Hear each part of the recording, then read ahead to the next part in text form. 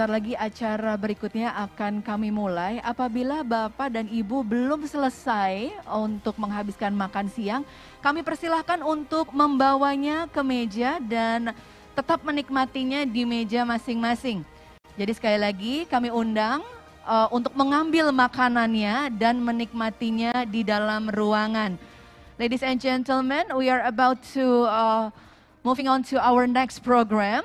If you happen to haven't finished your lunch, kindly bring your lunch to the table and enjoy your lunch on your table.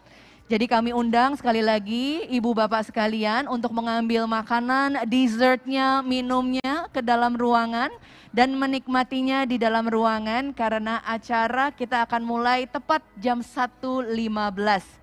Once again, ladies and gentlemen, we invite you to take your lunch into the conference room and enjoy it while we are moving on to our next program. Thank you.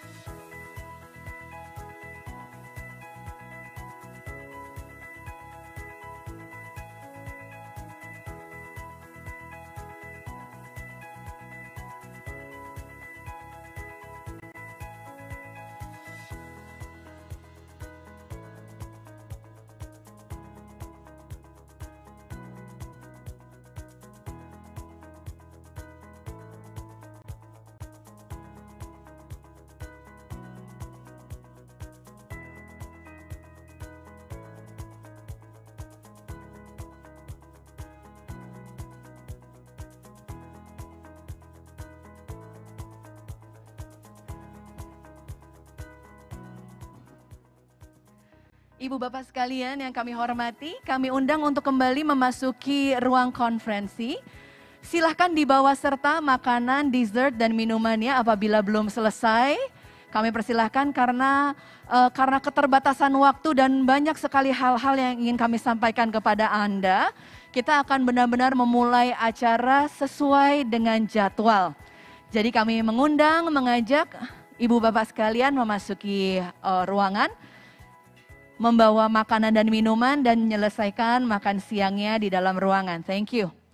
Ladies and gentlemen, we invite you to enter the conference room. We are about to begin our next discussion. If you haven't finished your lunch yet, please take your lunch to your table and enjoy your lunch on your table. Thank you.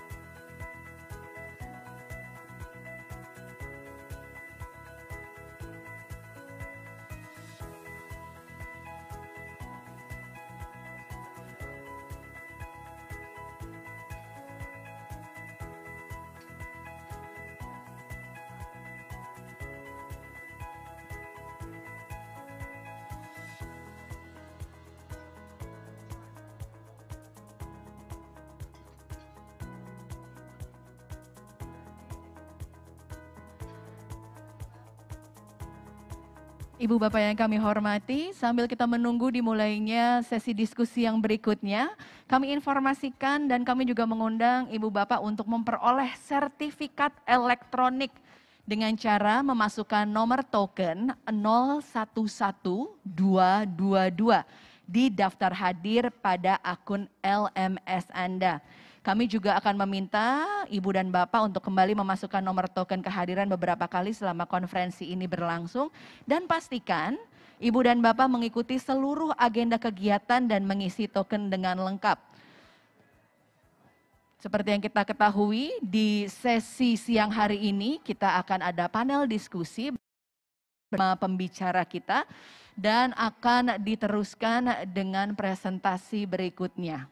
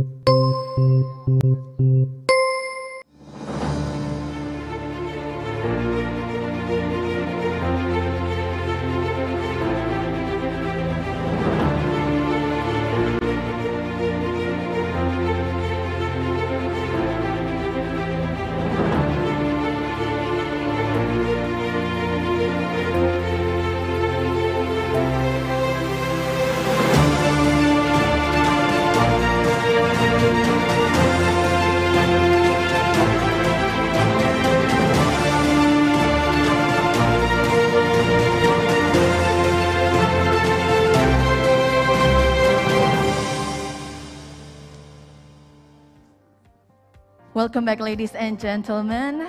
Apologies for the delay, and I hope you enjoyed your lunch. And moving on to the following agenda, we will have some experts. We'll be discussing the merits of approaches taken in the case studies while identifying successes and challenges in the valuation and compensation.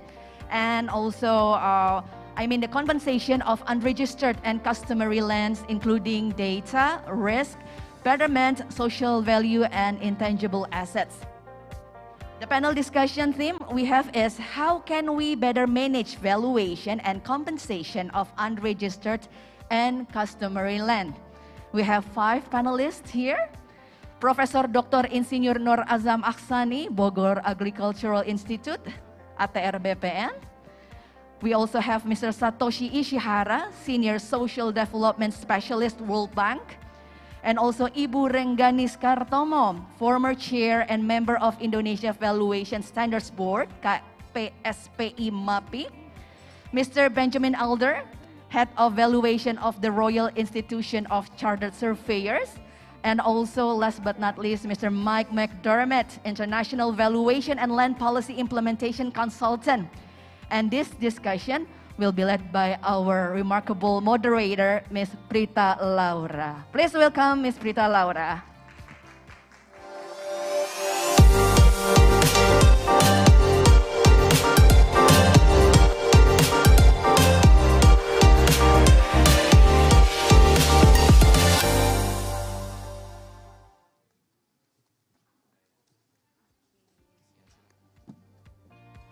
Good afternoon, ladies and gentlemen.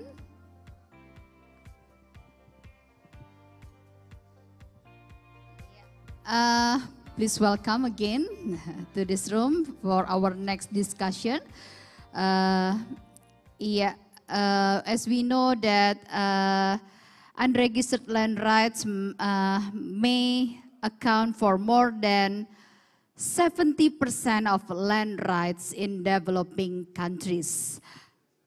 Acquisition of these types of land has never been easy across countries, as we heard before in the discussion. But the challenge is all the more critical now. This is because as we all know, climate adaptation and shift in global value chain means that a lot more infrastructure needs to be built outside where tenure rights are clearly established and documented. We need to find a better way so that land acquisition goes smoothly without causing social dispute, and the critical infrastructure can be built without delay. On the other hand, the case studies presented in the previous session clearly shows a clear trend. Many countries are experimenting ways to address the common challenges in different ways, but we have not shared experience with each other, which limit our ability to innovate. So in this panel discussion, we'd like to ask ourselves the following question. How can we learn from the experience from different countries, and how we can improve the way we do the land acquisition of unregistered and customary land? What are innovation out there that we could learn from, and how can we adapt them in our own country context? Before mengadaptasinya I sesuai dengan introduce our kondisi di distinguished negara kita. panelists, a bit of housekeeping. We will have time for Dan sedikit pengumuman, Bapak Ibu, nanti Q&A from the akan ada floor sesi tanya and jawab. also online. Please use Dan the ini Slido. dibuka untuk peserta We will online dan pick few offline. top Jadi kalau ada rated pertanyaan, question and also silakan few disampaikan question from melalui the Slido. participant who Nanti join kami akan online pilih today. beberapa pertanyaan yang And paling banyak with that, di let me introduce our Dan 5 tanpa menunda lebih esteemed lanjut, saya panelists for ingin today. mengundang 5 orang panelis Please di siang welcome hari ini. Ibu Mari kita Rengganis sambut Ibu Kartomo, Rengganis former Kartomo, chair and member of the Indonesian Valuation selaku Standard Board. ketua dan Ibu juga Rengganis, anggota please dari welcome to join with KSPI us. MAPI. Ibu Rengganis, Let's we silakan. give applause to Ibu Rengganis Mari kita beri Kartomo. tepuk tangan untuk Ibu Rengganis Kartomo.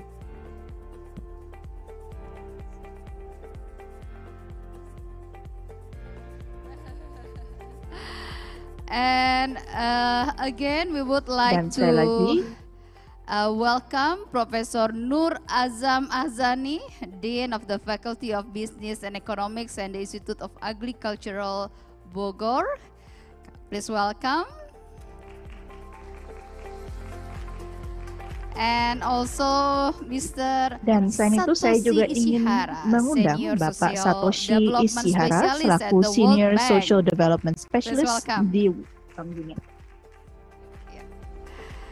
And Mr. Benjamin Elder, Head Bapak of Ibu, mohon maaf, Valuation saat of the ini Royal sedang Institution ada of sedikit gangguan pada sistem Chartered penerjemahan. Surveyors Akan kami atasi dan International. kami Please lanjutkan welcome. kembali penerjemahan sesegera mungkin.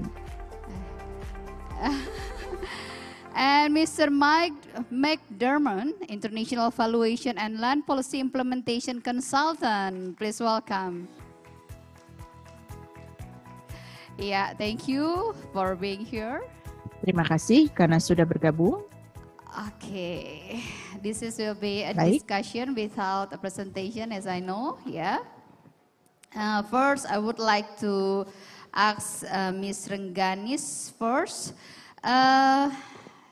Hello, Ibu Rengganis. Hai Mbak Brita.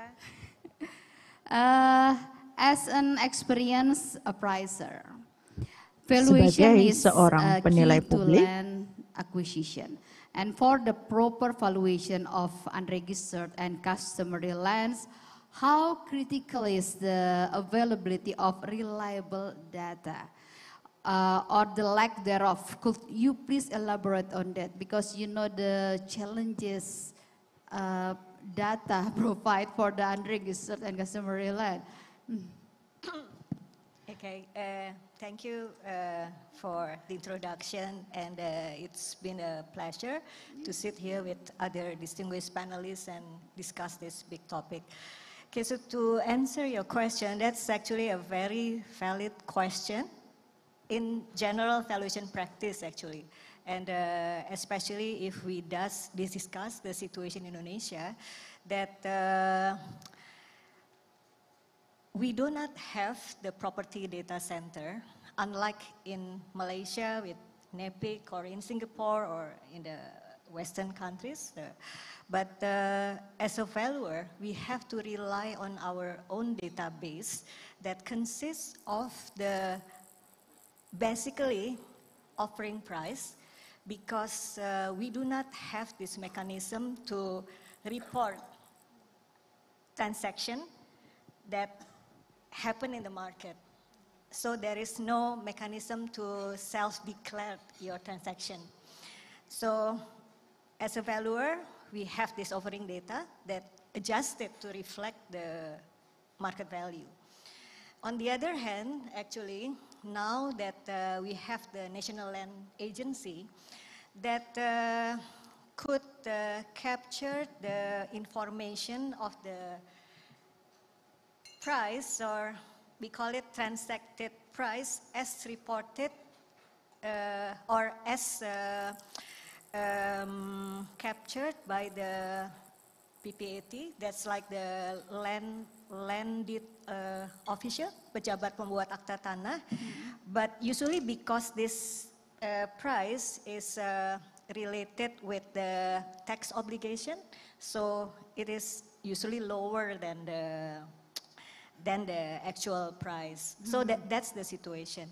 So in the area of this unregistered land, but good news is that if you mentioned that 70% of land in the, I think that's in Ghana, is 70% unregistered. Indonesia is the other way around, because based on the information given by Bu Embun, actually 65% of land parcels in Indonesia already registered. Okay, yes, very good. That's outside the forest land, So we only deal with the 35% that could comprise of the customary land and non-registered land, but this could be like recognizable right, like Girik or letter C, or this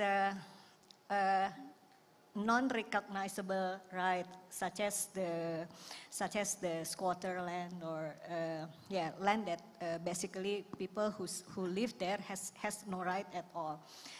So data is one problem, but I think we must address two classification of data. So for the physical components, of course, we have to deal with comparables, but if we have to deal for this customary land, especially the non-physical component, such as social value, loss of jobs, etc., then there is another data that captured from social economic study. That's my take. How do you find a reliable data? Which one which one is reliable or not? Of course, if we have a database, if we have many data, then we could have like the range of reasonableness of data. So if we have this National Land Agency initiative to have a map, cadastral map, that could provide the transaction data for, say, registered, maybe there's 82 million parcels. That will be like a valuable information for valuation service in Indonesia. Okay. For now, we just rely on our own database, and that creates valuation risk, in terms of the accuracy and the validity of the data. In your experience, is there any, do you also recognize data that beyond the data that database that you have before, that you mentioned before? Because as we know that it's about customary land and also unregistered land, there are many data that told by stories and not written, and no one as a witness of it. Based on your experience, do you also recognize that? Difficulties in assessing that. So actually this is based on the experience with New Jogja Airport, the land expropriation in that case.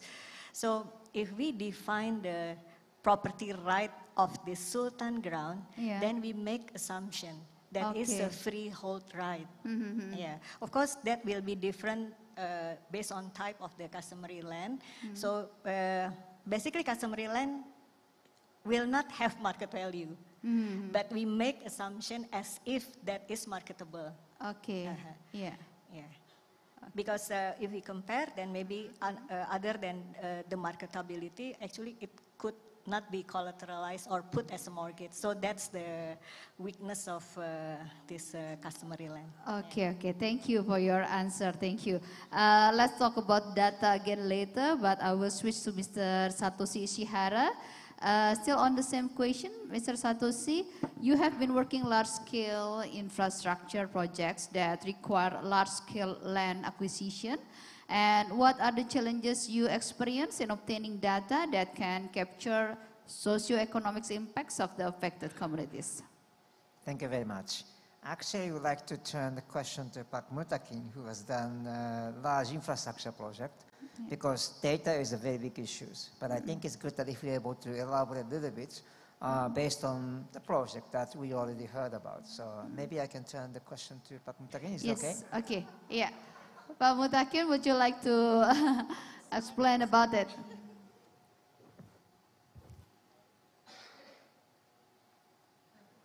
Yeah. Yeah, I think the microphone already on, Pak. Iya. Tes. Yeah. Nyala ya. Oke. Baik, jadi saya langsung ngambil kasus Bandara Jogja. Yeah. Bandara Jogja itu karena keistimewaan Jogja, tanah di sana di bandara itu kan ada tanah Kadipaten Land sama Sultan Land. Nah, semua data sebenarnya tercatat di desa. Nah, sehingga di awal pada saat kita melakukan penilaian untuk tanah adat itu kan masuk tanah adat ya, Sultan dan Mantu. Nah, itu pendataan awal adalah di desa. Jadi semua siapa yang menghuni di atas tanah di atas tanah Kasultanan dan Kadipaten itu terdaftar semua di desa. Siapa namanya, memegang surat apa, ketitir atau kekancingan atau anggaduh itu semua ada di desa. Nah, sehingga pada saat awal peran desa menjadi sangat penting di dalam memperoleh data sosial ekonomi tadi. Karena di situ tercatat siapa digunakan untuk apa. Nah, itu ada semua di situ. Nah, bahkan sekarang berdasar peraturan Menteri ATR BPN nomor 2 tahun 2022 mengenai pendaftaran tanah di Jogja, pendaftaran tanah Kasultanan dan Kadipaten itu menjadi suatu tantangan bagi kita. Sebelum melakukan penilaian tanah di Jogja, kita sebaiknya meminta data ke desa. Ini tanahnya masuk di atas tanah Kadipaten atau tanah Kasultanan tidak, atau memang berdiri di atas tanah negara. Nah, itu menjadi sangat penting gitu. Nah, sehingga data di desa cukup lengkap, sehingga di dalam pembebasan lahan untuk Bandara Jogja, peran desa menjadi sangat penting di dalam memberikan data yang clear bagi siapa yang akan dibebaskan, begitu. Kalau lebih lanjut, Pak, kenapa desa? Kenapa desa yang dijadikan satu landasan? Nah, yang diberi dari institusi lain, misalnya kelurahan, kecamatan dan sebagainya. Yang diberi kuasa oleh Sultan adalah desa. Diperangkat di desa. Khusus Sehingga, untuk kasus itu ya, Pak ya? Ya, baik. betul. Betul. Apakah bisa Pemerintahan diaplikasikan? terkecil di Indonesia kan desa, Ya. itu yang lebih dekat dengan masyarakat. Iya, Nah, iya. So, jadi artinya ini bisa juga diaplikasikan data yang bersumber dari desa ini kepada daerah-daerah lain kah, Pak? Untuk khususnya di Indonesia terkait dengan pemerintahan paling rendah di Indonesia? Mungkin berbeda kasusnya karena di Jogja kebetulan daerahnya istimewa. Nah, tapi kalau di daerah lain ya harus kita lihat. Kalau hutan tentu saja kita harus ke Kementerian Lingkungan Hidup dan Kehutanan mengenai status tanahnya. Iya.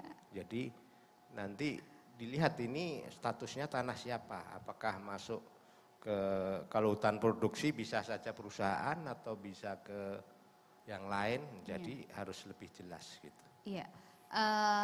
Jadi kalau kita coba mengambil polanya ya Pak ya, polanya untuk mengetahui data yang paling valid begitu, apakah kita bisa mengacu kepada ibaratnya pemerintahan paling atau authority yang paling tahu begitu mengenai Ya, daerah itu.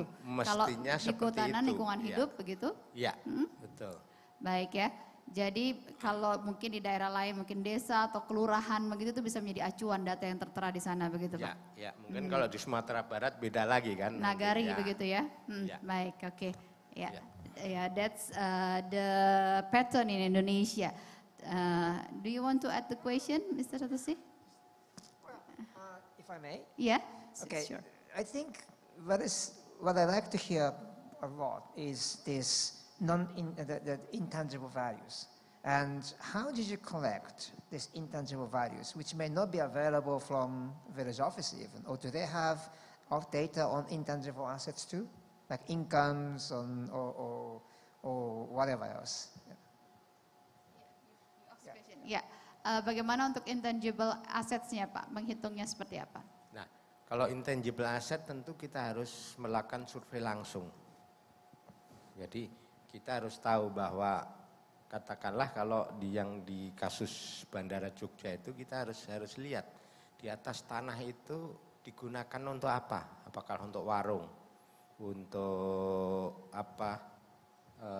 Peternakan, untuk bercocok tanam. Nah, itu kita harus memperhitungkan kira-kira kegiatan apa yang ada di atas tanah yang dikuasai oleh penduduk tersebut. Nah, sehingga kita bisa memperkirakan sebulan bisa menghasilkan berapa warung ini, kira-kira ruginya akan menjadi berapa. Nah, seperti itu. Ya. Itu masuk dalam perhitungannya ya Pak ya? Iya, itu untuk yang kerugian asset. non fisik yang harus diperhitungkan, kehilangan pekerjaan, kehilangan profesi. Nah, katalah di atas itu diusahakan untuk penginapan. Akibat dibebaskan, potensi dia penginapannya hilang berapa itu yang harus Jadi kita sampai ke potential loss-nya ya Iya, dihitung ya? betul, Ya. betul. Do you get your answer? Very interesting. Thank you very much. Okay. I think this is, if I may just add, this is a challenge Yeah. in any countries that I worked. And Yes. different countries, we use different methods because the more existing data we can use, village level or forestry department, we want to use them. But at the end of the day, we need to also collect some data directly from the people. Yeah. Because like income or some intangible assets and so on, only the people will be able to tell. And no such data existing, because it keeps changing. Yeah. Yeah, so that's really a challenge to be able to identify exact scale of loss beyond physical assets. Yeah. Thank you. So we need to get the data also from the people, who has the real data, for their condition. And next, I would like to move to Mr. Ben Elder. Yeah, Mr. Ben Elder, you have been working and dedicating your career on this very topic. What would you say based on your experience about the issue of data availability on the proper valuation and compensation of unregistered and customary lands? Hi everybody, and really interesting question that, and thank you for the lead into that. What I'm going to say will probably cause one or two people to sit up a little bit and perhaps be a little bit critical of what I'm going to say, but it's all right talking about data, but data by itself is useless. You have to be able to understand where that data's come from. You have to be able to convert it into information and then into knowledge. And that's what valuers do. That's what valuers are good at, is to take raw data and turn it into meaningful knowledge, which then they can use in the valuation process. If the data is poor, and this is one of the challenges I've seen all around the world, where we've had pretty good databases, pretty good numbers in computers or systemized data collection. But if it's out of date, if it's poor, if the information is not relevant, if it's been a forced sale, or it's been a sale to a member of the family, or somebody's paid over an amount, then that corrupts the outcome. And the skill of the valuer is to really understand the information and transfer it into knowledge, and then that moves forward into the valuation process. So it might sound very pedantic, and when people are struggling for any sort of information, to sort of try and segment it, it might sound very strange, but being able to do that is really important. And the second part to answering the question is embrace the international standards. We've already heard from Nick this morning about international valuation standards, but don't forget about international property measurement standards. How do you measure the property to then put the data into a database?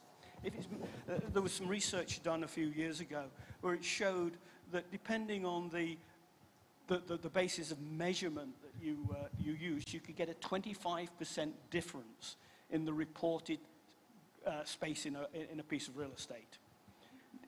They were all perfectly good measurement standards, but they just weren't consistent. So it means that unless you've got that consistency, then that transfer of data and information becomes much more difficult and much more challenging in the marketplace. And markets change by the minute. And so going back to a database which is 2 days old, 3 days old, may be actually really misleading.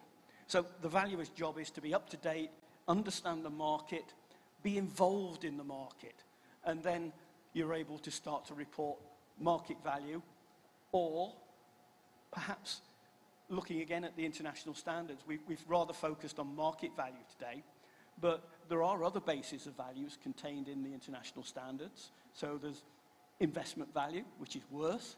So maybe we actually ought to be looking at what the worth is to individuals rather than the market value. Maybe there's a marriage value issue, which again is covered by the standards. And we just need to be a little bit clearer and a little bit more articulate about some of the terminology which we use in this space. And whether it's registered or unregistered, valuation is not supposed to be easy. It's really, really challenging.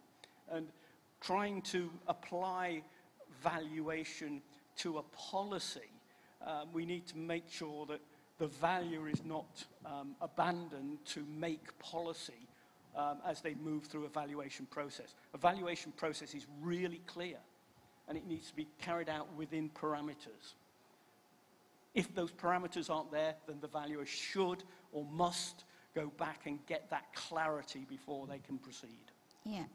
And what do you think about the ecological value that mentioned in the previous discussion before? Yeah, I mean, there's a value to everything. We may not like the value. That's a different question. But for example, the ESG, the environmental issues are reasonably straightforward to assess. The governance issues are reasonably straightforward to assess. Social value is absolutely difficult. And that's the most challenging area that we need to get some more consistency around delivery of what we mean by social value.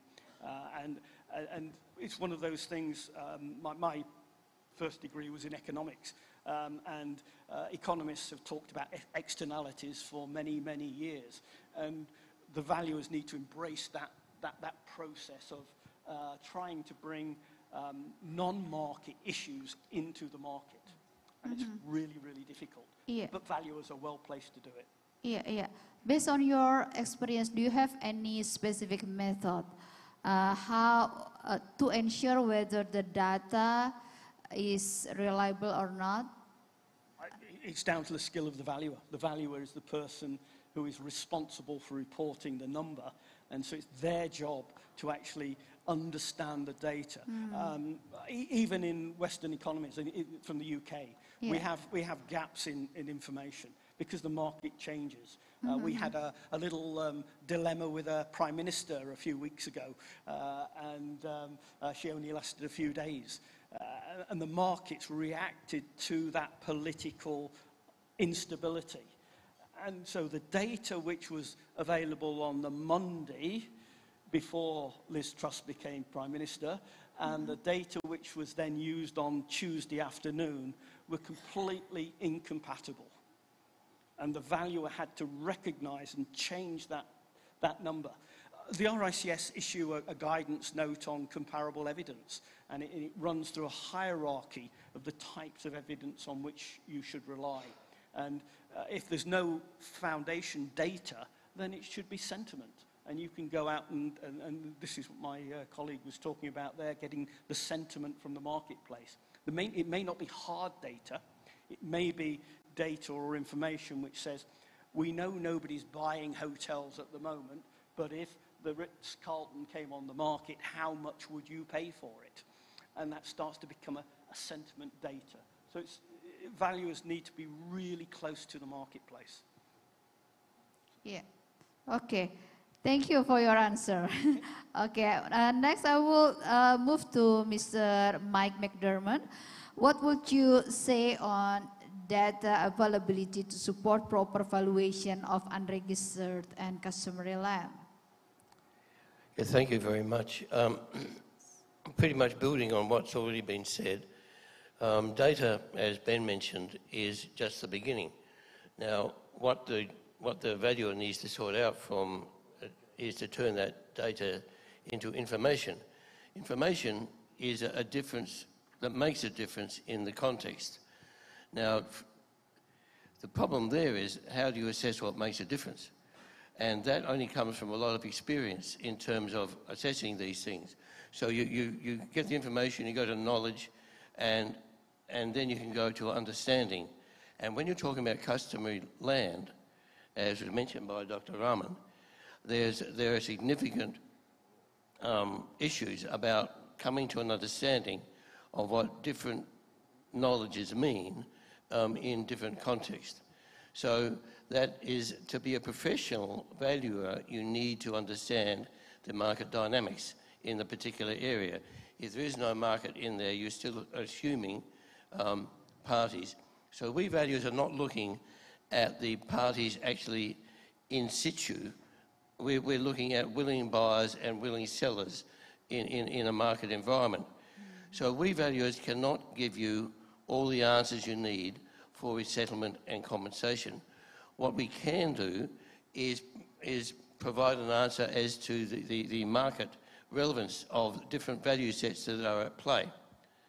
And that is then useful information in terms of finding somewhere where these people who are being displaced can then achieve the principle of equivalence in their new area. That's where we can be useful, but we can never replace a professional resettlement officer. We can simply inform them. Now, when it comes to the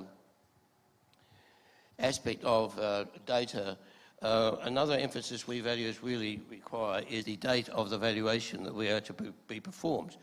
So we want to see what the situation was on the ground at the date of valuation. As Ben mentioned, these things can change from one day to the next. When we have a date of valuation, that's where we report to and we report about. And if necessary, then an update can be made at a later station. But we do require that. So we need a drone to go over the area. We need to know who is in it, who is not, and all of these sorts of things.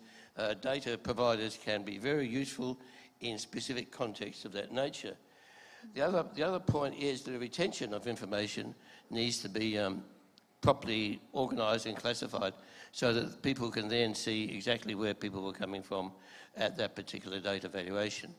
So data is necessary but insufficient to go through the whole chain from data to information, to knowledge, to understanding, and then to skillful means of applying that understanding to the evaluation at hand. That whole process starts with data, but it doesn't end there. Do you have any stories based on your experience, how the difficulties of data, finally you find a solution how to find the reliable data and to measure all the values? Well, very much so. And the methodologies that we've seen before are arising from those kinds of understandings.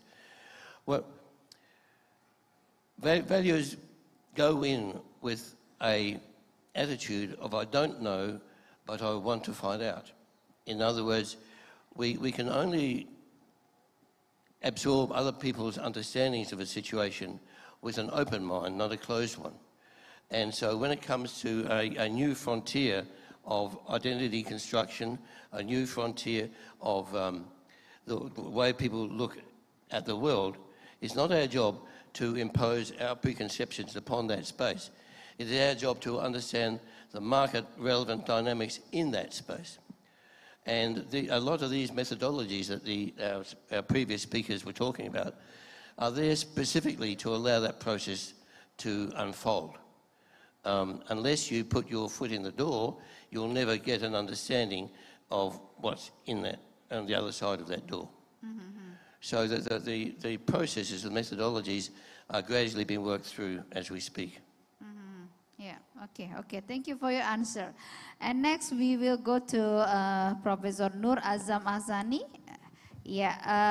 From microeconomics perspective, and based on your experience as a former director of land valuation in the National Land Agency, tell us a little bit about the risks involved in the valuation of unregistered and non-customary land. Okay, Ibu Prita, since we can use two different languages, so allow me speak in Bahasa Indonesia. Yes, It's easier for me. yeah. We all have Okay. translation tools, ya. Ya, terkait dengan pengadaan tanah dan land valuation, konteksnya yang pertama ini kan terkait dengan pembangunan ya. Tadi disampaikan oleh Pak Mutakin, pembangunan harusnya membuat menjadi lebih baik untuk semua stakeholder ya. Iya. Satu itu. Yang kemudian konteks yang kedua kita bicara kompensasi ya. Nah, terus yang ketiga, satu lagi kalau terkait dengan customary land atau tanah wilayah, bagaimana eksistensi dan sustainability dari masyarakat yang ada di situ gitu. Jadi itu harus menjadi salah satu pertimbangan, tidak hanya kompensasi, karena kalau cuma sekedar dikasih kompensasi setelah itu mereka tidak bisa menggunakan dan kemudian menjadi miskin, itu banyak terjadi itu pengalaman di beberapa tempat, termasuk di Jogja, termasuk di yang daerah Bojonegoro atau apa itu, yang mau dibikin Pertamina itu, mereka dapat duit banyak, setelah itu beli segala macam, setelah itu miskin seketika. Iya, gitu sampai kita ada istilah ya orang OKB tiba-tiba kaya, mereka berapa beli mobil begitu ya. Exactly, what does it mean? Jadi kalau itu yang terjadi berarti proses pemiskinan. Tadi disampaikan oleh Pak Mutakin, harusnya ini bukan ganti rugi. Kalau dengan yang diceritakan Pak Mutakin, katanya mestinya ganti untung itu. Iya. Ganti untung, dan setelah itu mereka menjadi lebih makmur mestinya, karena yang diganti tidak hanya market value tapi non market value, bahkan intangible value pun diganti sehingga menjadi bagus. Itu yang pertama. Nah, kemudian begini, kalau mempertimbangkan antara market value dengan customary land, ini kita bicara dua hal yang berbeda. Market value itu kan based on market mechanism, fully based on market mechanism, dan market mechanism itu based on the philosophy of private property right. Sementara kalau customary land itu berbasis pada common property right. Di situ tidak ada private property right. Ini yang seringkali membuat menjadi rumit dalam proses penghitungan ganti rugi, karena kejadian di Papua misalkan, saya kira Pak Mutakin paham betul itu, dan Bu Rengganis juga paham betul bagaimana di Papua sudah diganti rugi, nanti saudaranya mengklaim lagi, cucunya mengklaim lagi, ini mengklaim lagi, jadi bertahun-tahun bandara itu selalu dipalang, ini ganti ruginya saya belum dapat. Nah, kepastian hukum itu menjadi konflik. Kenapa? Karena yang satu berpikir tentang hukum positif, yang satu lagi berpikir tentang hukum komunal, yang itu kadang-kadang tidak nyambung. Itu yang harus dicari jalan. It is not that easy. Tadi Pak Benjamin mengatakan valuation proses itu very hard, very challenging proses. I fully agree with you, Pak. Tapi itu tantangannya memang, karena kita berbicara pada dua sistem yang berbeda. Terus bagaimana risknya? Banyak sekali risknya ya. Oke, kalau terkait dengan tanah-tanah komunal atau tanah adat, atau ada dua kemungkinan. Yang pertama adalah tanah ulayat atau tanah adat yang sudah terregister. Seperti yang diceritakan tadi oleh Pak Mutakin di Jogja, itu terregister dengan jelas. Kalau yang terregister mudah merunutnya. Iya. Bisa dijelaskan dengan mudah, ini punya siapa, yang punya siapa, yang menggunakan siapa. Even yang terregister pun masih ada risiko, Bu. Kenapa? Karena tanah yang terregister itu seringkali terfragmentasi. Sebagian dia ada di wilayahnya dalam tanda petik wilayah BPN, karena itu non-forest area. Sebagian lagi di wilayah yang forest. Kalau di wilayah forest meskipun itu tanah wilayah menjadi rumit, Bu. Iya. Menjadi rumit. Itu terkait dengan risiko masalah data. Belum lagi kalau yang dia belum terregister. Iya, betul. Ya. Tanah ulayat yang belum terregister, datanya pun nggak ada itu. Hanya klaim-klaim sepihak, klaim saya punya gini, batasnya sini, sejauh lemparan batu tuil. Tapi itu enggak tercatat, jadi menjadi lebih rumit. Memang tantangannya adalah untuk customer land yang belum terregister, itu harus diregister dulu. Suka atau tidak suka ke depan harus diregister. Cuman Harus problemnya, diregister dulu ya stepnya ya pertama ya. Cuman memang tidak mudah meregister itu. Kalau meregister dalam program PTSL ya, mungkin teman-teman BPN bisa memberikan gambaran. Itu nanti dikhawatirkan, banyak di antara mereka khawatir menjadi tanah negara. Kalau tanah menjadi tanah negara bukan lagi menjadi tanah mereka. Itu makanya banyak wilayah, banyak tempat yang tidak pengen tanah customer land-nya mereka itu kemudian didaftarkan. Iya. Itu pengalaman yang dari lapangan. Nah kemudian kalau harus mendaftarkan, harus memproses sendiri mungkin perlu biaya yang menjadi pertanyaan apakah mereka secara finansial sanggup untuk itu. Gitu ya. Itu risiko-risiko jangka pendek terkait dengan data ya. Dalam jangka panjang tadi sudah disampaikan juga oleh teman-teman Pak Mutakin juga menyampaikan, Pak Nur Fauzi juga menyampaikan, bagaimana sustainability ke depan, bagaimana ecological risk-nya, bagaimana environmental risk-nya. Tadi Pak Benjamin mengatakan ESG, sekarang menjadi tren di mana-mana, we talk about ESG. Kenapa? Karena sustainability itu menjadi semacam kata kunci lah pada hari ini. Saya kira gitu, Bu. Iya. Gitu. Ini belum lagi kalau kemudian kita berhadapan dengan konflik lahan ya, Pak ya. Exactly. Double claim begitu dari yang masing-masing unregistered. Iya. Itu lebih ini lagi karena pada kenyataannya juga dulu barangkali ya sebelum ada model pendataan yang sangat precise seperti sekarang, pendataan mungkin juga tidak secanggih sekarang sehingga ngukurnya juga mungkin nggak pas dan sebagainya, sehingga seringkali terjadi juga klaim karena pencatatan juga dulu tidak serapi sekarang, tapi mestinya ke depan dengan program yang ada sekarang mestinya kemungkinan itu akan pelan-pelan kita bisa kurangi ya, double claim dan sebagainya. Nah itu dia pertanyaan besarnya Pak, memang kalau kita bicara soal risk begitu ya, data yang reliable, data yang bisa dipegang itu menjadi satu masalah. Karena itu tadi kan kalau customary unregistered land, the data not documented, there is no witness about it, and anybody can claim the land. So we need to discuss more about how to find a reliable one. What the method that can be used to find it gitu. Menurut Bapak sendiri bagaimana? Ya gini, seperti yang saya sampaikan tadi, ini akar masalahnya karena yang satu berbasis pada private property right system, yang satu berbasis pada common property right system. Iya. Kayak seperti kalau kita di sini tanah itu punya sama, punya Burengganis. Orang tidak bisa ngeklaim karena itu sudah punya Burengganis. Itu namanya private property right system, gitu ya. Sementara kalau di Papua tanah ini punya siapa? Ini punya komunal, ini punya klan ini dan ini bisa diklaim sampai 7 turunan. Iya. Sekedar contoh misalkan kalau kita di Papua nabrak babi aja, babinya meninggal, itu yang ngeklaim banyak sekali. Dan babi itu enggak hanya babinya, nanti babi bisa beranak sekian, bisa beranak sekian, itu semua boleh diklaim dengan aturannya mereka. Baik. Even termasuk misalkan kita punya tanaman ya kalau di Papua, ini tanahnya Burengganis. Exactly tanahnya Burengganis misalkan ya menurut hukum adat. Tapi saya nanam durian di kebunnya Burengganis. Durian itu punya saya, bukan punya Burengganis. Iya. Gitu ya. Nah ini yang saya bilang tadi perbedaan konsep antara hukum positif negara dengan hukum adat yang memang susah dijelaskan. Nah, bagaimana cara mencari jalan terbaik? It is not that easy. Gampang kita mengklaim, oke, kita cari jalan yang terbaik. Pada waktu dulu saya menjadi Director Land Valuation, waktu itu pertama-pertama baru kita memproses land valuation. Sebelumnya land valuation nggak disinggung, Bu. Jadi nilai tanah itu tidak menjadi core-nya BPN pada waktu itu. Pada waktu saya menjadi Director Land Valuation, yang pertama apa? Kita mulai dari yang sederhana-sederhana dulu, jangan pikirin yang rumit. Tahun 2011 dulu yang ini udah ini kita dalam tanda petik kita mulai yang sederhana dulu gitu ya. Tapi kan kita nggak bisa mulai yang sederhana terus selamanya sederhana. Kita pasti akan sampai titik kalau sekarang sudah nanti semua tanah sudah diregister, semua tanah sudah ada nilainya, yang tanah tanah yang punya privat, kita pasti akan masuk ke sana suatu saat nanti. Gimana caranya?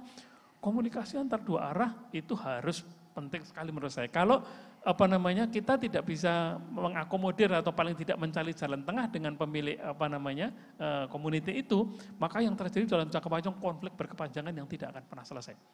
Makanya harus cari jalan tengah, bagaimana caranya. Disitulah peran orang-orang sosiologi, antropologi, bagaimana caranya bisa bernegosiasi, bisa ngobrol dengan mereka, dan membuat mereka-mereka yang di community itu, di tanah wilayah itu, bahwa mereka juga harus menerima kondisi bahwa hukum dunia itu perkembangannya gini loh. Kalau enggak, ya akan tertinggal. Mungkin mereka akan selamanya jadi enklave yang kemudian tidak akan pernah bisa bersatu dengan perkembangan di luar. Saya kira gitu, Mbak. Semakin tertinggal dan semakin terpinggirkan ya, Pak ya. Itu yang terjadi saya kira dengan misalkan ambil contoh ya, kalau di Australia dengan aborigin gitu aborigin, ya. Ya, that's the reality. Apakah mau seperti itu? Ya kalau memang mereka mau seperti itu, ya monggo.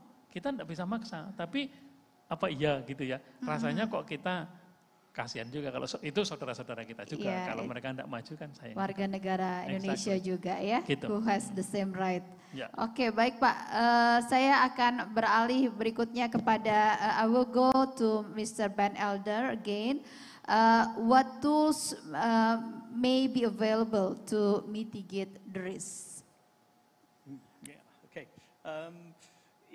It depends on the type of risk that you are considering. There are risks around the environmental issues and change. For example, if perhaps you were occupying some land near a river which would flood, there's a risk there. It's maybe a slightly different risk to a financial one in a calculation for market value, where you're trying to identify the inhibitors of receiving an income moving forward. I think it's really, again, important to recognize that valuers are looking forward. They don't look backwards. They use evidence from what is happening in the market now to predict how likely the flow of income is likely to be over a number of years moving forward. And I think it's one of the failings of the valuation profession and the public at large is that they tend to think that if you are valuing something, you are valuing something physical. So this building, for example, but actually you're not. You're valuing the rights to use. And so how those rights to use are articulated depend on the society which they come from.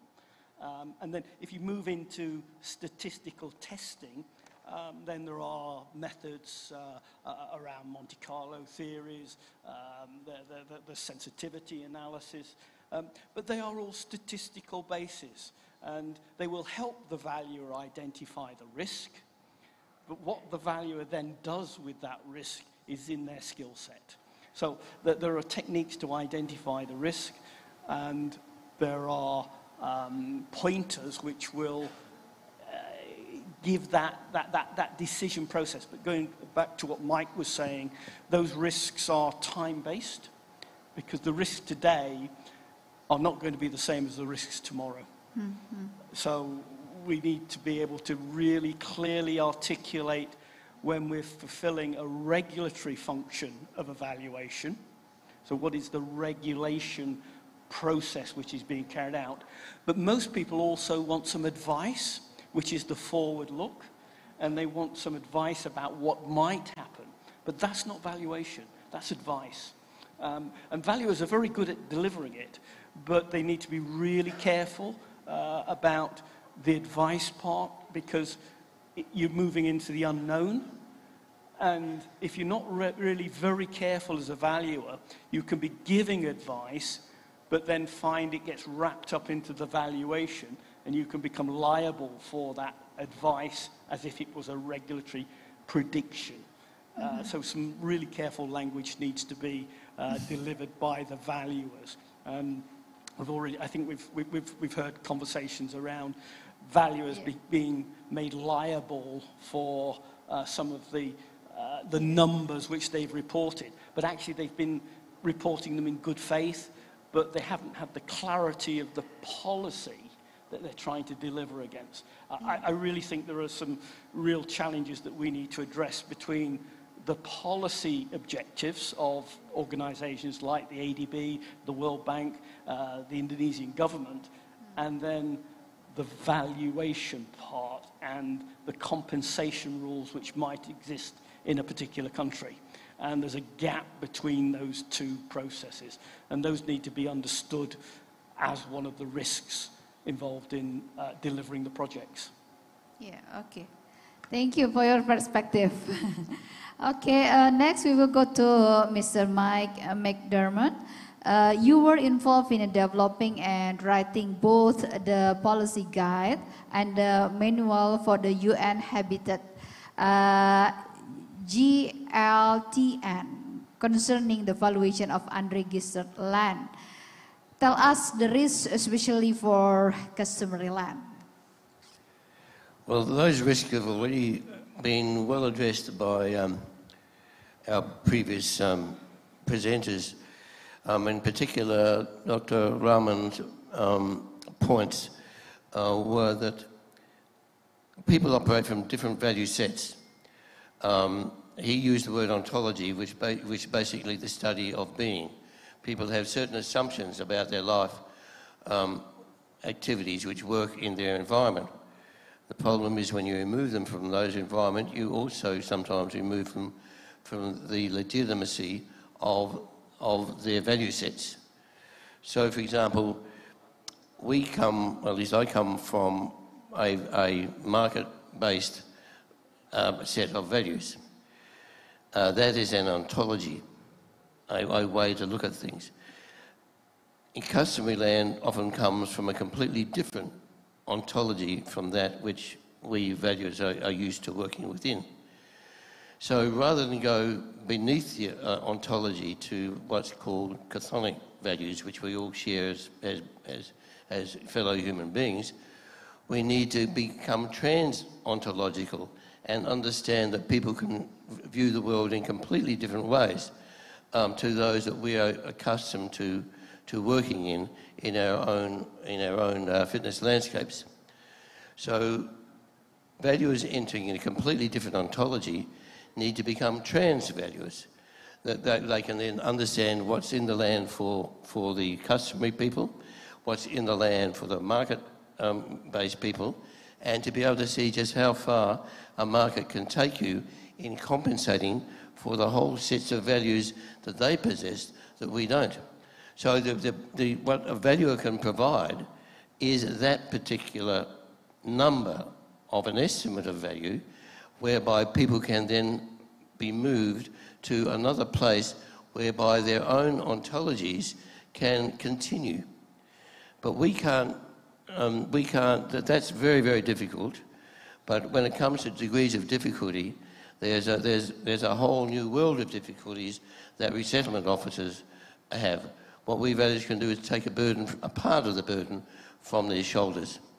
This is, when I was doing these books for the UN Habitat GLTN, the policy guide and the manual, the dialogue and discussions that arose from that caused me to write a book of my own, which is called Wicked Valuations. The wicked refers to degrees of difficulty, not to whether something is evil or not. It's just very difficult to address. This is an established discipline now in how to best address wicked values, wicked problems. So there are simple problems, complicated problems, complex problems, wicked problems. We are dealing in a wicked problem space. And if we try to reduce them to complicated or simple, we just make the wicked problem worse. Okay. Okay. Yeah, you want to add the yes, question? Yeah, add the answer? Yeah, the weak problems and also the challenge of difference between private-owned lands and customary-owned land. I found this Uganda presentation very interesting in the sense that compensation is paid to the community, and then the community decide how to use about it. It's a kind of community-based approach. Now, in a way, it helps overcome the problems we're facing of the difficulties of data collection, the ontological differences between private and communal ownership, and the risks related to doing whatever. Now, so because you have a community and they have their own systems, and in a way, let them decide how to use the compensation to make sure, no significant impact happen. Now, of course, the question, the risk is that whether there's any problems in the use of the compensation, if there's any very significant impact that happened to a particular community member that may not be restored or mitigated. So there's a lot of technical methodological problems there. But I think it's this approach of community-based compensation is a very interesting way when it comes to communal land. Can I I completely endorse that, and I was very interested in the Ugandan approach, which struck me as very practical. The point is you can get lost in complexities and fall off something called a complexity cliff, whereby you don't get anything done because you're so trapped by all the complexities involved. And what the Ugandan presentation did was present a clear methodology and path towards actually getting what the purpose of this particular workshop is, to promote fairness for all and without costly delays. So I found that a very useful presentation. Yeah, okay, thank you for your answer. Okay, we will go to question and answer because there are already many questions. The first question is, what have been the triggers for regulatory reforms so the country system is more receptive to compensating unrecognizable land claims? Yeah, you would like to answer, Pak? Ya, silakan Pak. Ya, boleh Bu. Mungkin ini cerita sejarah lahirnya Undang-Undang Nomor 2 Tahun 2012 tentang pengadaan tanah bagi pembangunan untuk kepentingan umum, karena kebetulan saya involved di situ. Pada waktu saya masuk menjadi Direktur Land Valuation waktu itu, pertama yang saya lakukan adalah membuat peta data. Yang terjadi adalah ternyata problem pengadaan tanah itu muncul karena penolakan yang sangat besar dari masyarakat. Kenapa penolakan yang sangat besar? Karena ternyata ganti ruginya tidak sesuai harapan. Nah, begitu kita pelajari lebih jauh, ganti rugi itu menurut aturan sesuai dengan NJOP pada waktu itu ya. Pada waktu itu ganti rugi itu sesuai dengan NJOP. Waktu kita petakan lebih jauh NJOP, ternyata di seluruh Indonesia itu nilai rata-rata NJOP itu hanya 30-35% dari market value. Khusus untuk Jakarta waktu itu sekitar 60-65% dari market value. Nah, ya tentu orang enggak mau lah gitu ya. Bu Prita tanahnya harganya Rp100 diganti Rp30, mana ada yang mau. Kita berkorban untuk negara, iya, tapi kan bukan dengan memiskinkan begitu gitu ya. Itu yang orang menolak. Itu yang problem yang sangat besar pada waktu itu. Kemudian tanah itu menjadi ajang spekulasi. Kalau saya tahu informasi, misalkan ya saya orang yang tahu informasi, sementara Bu Prita nggak tahu, maka begitu tempat Bu Prita itu mau dijadikan tempat untuk pengadaan tanah untuk proyek pemerintah apapun, saya tahu 2 tahun lagi harganya mahal, saya beli dulu punya Bu Prita. Harga pasarnya 100, Bu Prita dijual aja saya beli 150. Bu Prita merasa 150 itu sudah lebih tinggi dari market gitu ya. Padahal 2 tahun kemudian menjadi 500 harganya. Nah, itu informasi itu yang kemudian menjadi trigger gitu ya. Nah, kemudian muncullah tadi yang diceritakan termasuk Pak Mutakin, ganti rugi itu harusnya bukan ganti rugi, harusnya membuat mereka lebih nyaman. Nah, pada waktu itu juga muncul kejadian begini, ini bikin jalan gitu ya. Udah jadi jalan sebelah sini udah jadi 500 meter itu nggak bisa. Kenapa? Karena dia nggak mau ngelepas yang punya tanah itu. Dan itu mangkrak gitu. Ada kejadian juga mau dibikin jalan tol, sebelah sini nggak mau. Kenapa? Karena nggak mau ngelepas. Jadi muter begini. Ini kan inefisien untuk semua orang, the whole life gitu. Nah, kejadian itulah yang kemudian memaksa kita membuat peraturan Undang-Undang Nomor 2 Tahun 2012. Begitu diputuskan menjadi pengadaan tanah, maka orang nggak bisa menolak, gitu ya. Dan itu diumumkan secara terbuka, secara transparan. Ganti ruginya pun bukan NJOP, tapi ganti rugi yang benar-benar market value. Untuk tanahnya ditambah apapun yang ada di atasnya itu digantikan. Termasuk yang tadi disampaikan oleh Pak Mutakin, nilai-nilai yang sosial, kompensasi atas pendapatan dan sebagainya. Itu semua diganti dan dijelaskan dengan detail di Undang-Undang Nomor 2 Tahun 2012. Saya kira gitu. Disitulah kemudian istilahnya menjadi ganti untung dari ganti rugi Pak waktu itu? Kira-kira begitu. Jadi tapi ternyata belum selesai juga. Begitu dapat uang kemudian dia digunakan dengan cara nggak benar jadi miskin juga. Itu next agenda ya. Ya, next case ya. Bu Rengganis ingin menambahkan sesuatu, silakan. Okay, if we talk about unrecognizable, unregistered land, ya Pak, in this case, for example, the squatter or people that occupy the land and then utilize it. Actually, we have currently the presidential decree number 62, issued in 2018 to handle the social impact that actually should be very useful for this type of occupiers. So, because the government couldn't compensate the land that is not owned by this type of occupiers, then this presidency actually comes with the compensation that could be measured based on the social impact that has been experienced by these affected people. Mm-hmm. Okay. Thank you for your answer. Yeah, you want to add just to add on top of this. The question? Hmm? Yeah, this Indonesia actually has this advanced regulations to recognize or at least make sure there's no very significant impact happens on squatters, on informal land occupants. I also want to, I was very interested in this example of Sri Lanka, where squatters are given, 10 perches, 20 perches, I don't know how big it is really, but some minimum size of land given to squatters flatly, just to make sure there's no serious impoverishment. So people may not receive compensation that is equivalent to whatever they had. But this helps preventing impoverishment. And that also helps facilitate and expedite project implementation, because at least people are happy. People are aware that they don't have rights. But at the same time, they have their own life.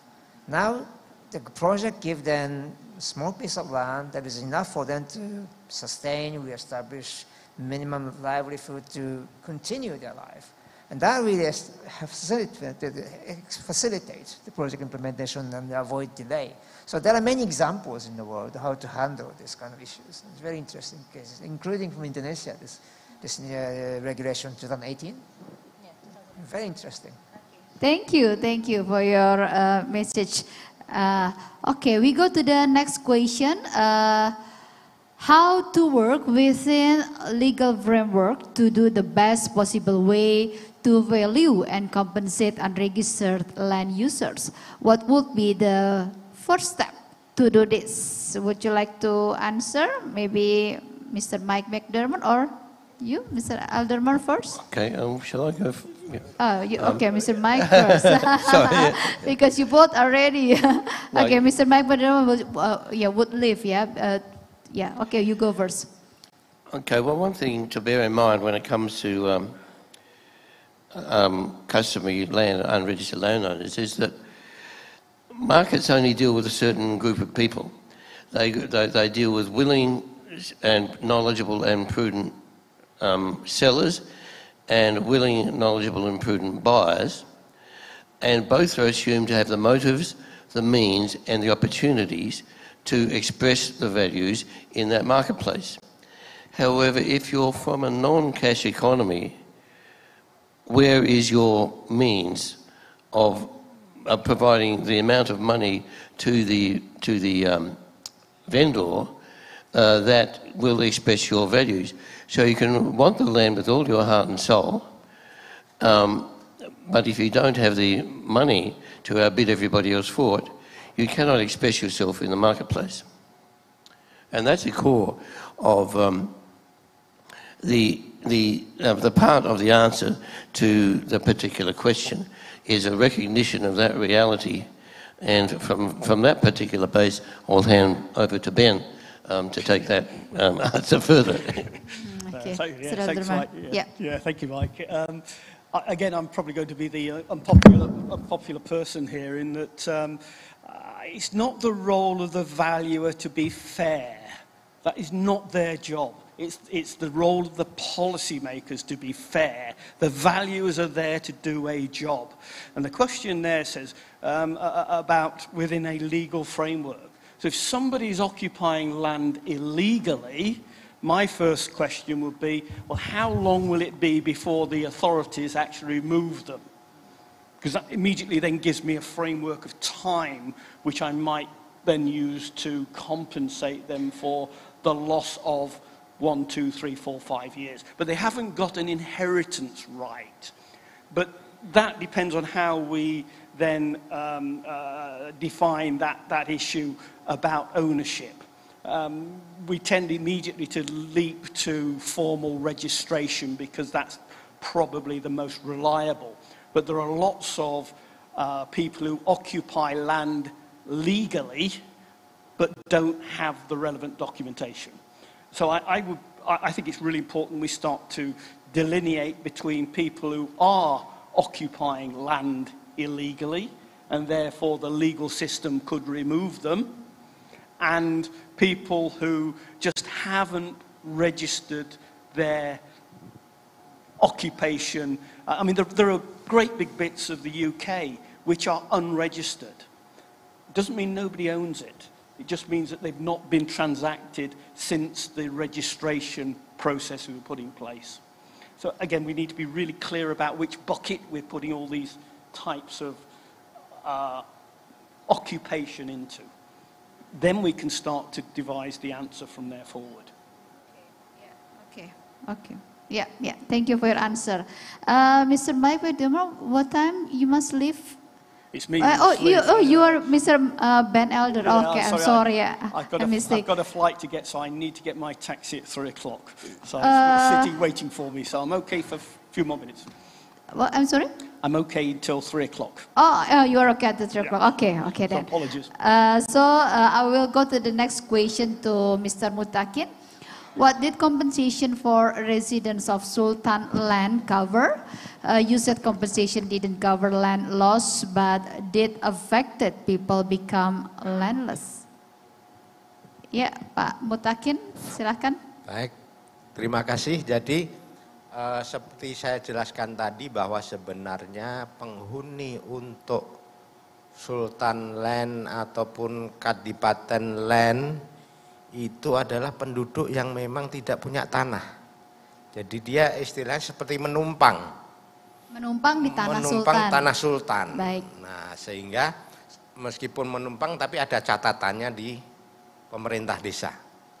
Nah, sehingga secara legal sebenarnya tanah itu ya menjadi milik dari Sultan, sehingga kompensasinya larinya ke Sultan atau ke Paku Alam gitu. Nah, sehingga yang diterima oleh penghuni atau penduduk yang meninggali tanah tersebut hanyalah bangunan yang ada di atasnya ataupun tanaman ataupun hal-hal lain yang ada di atas tanah selain tanah itu. Termasuk yang tadi non fisikal tadi.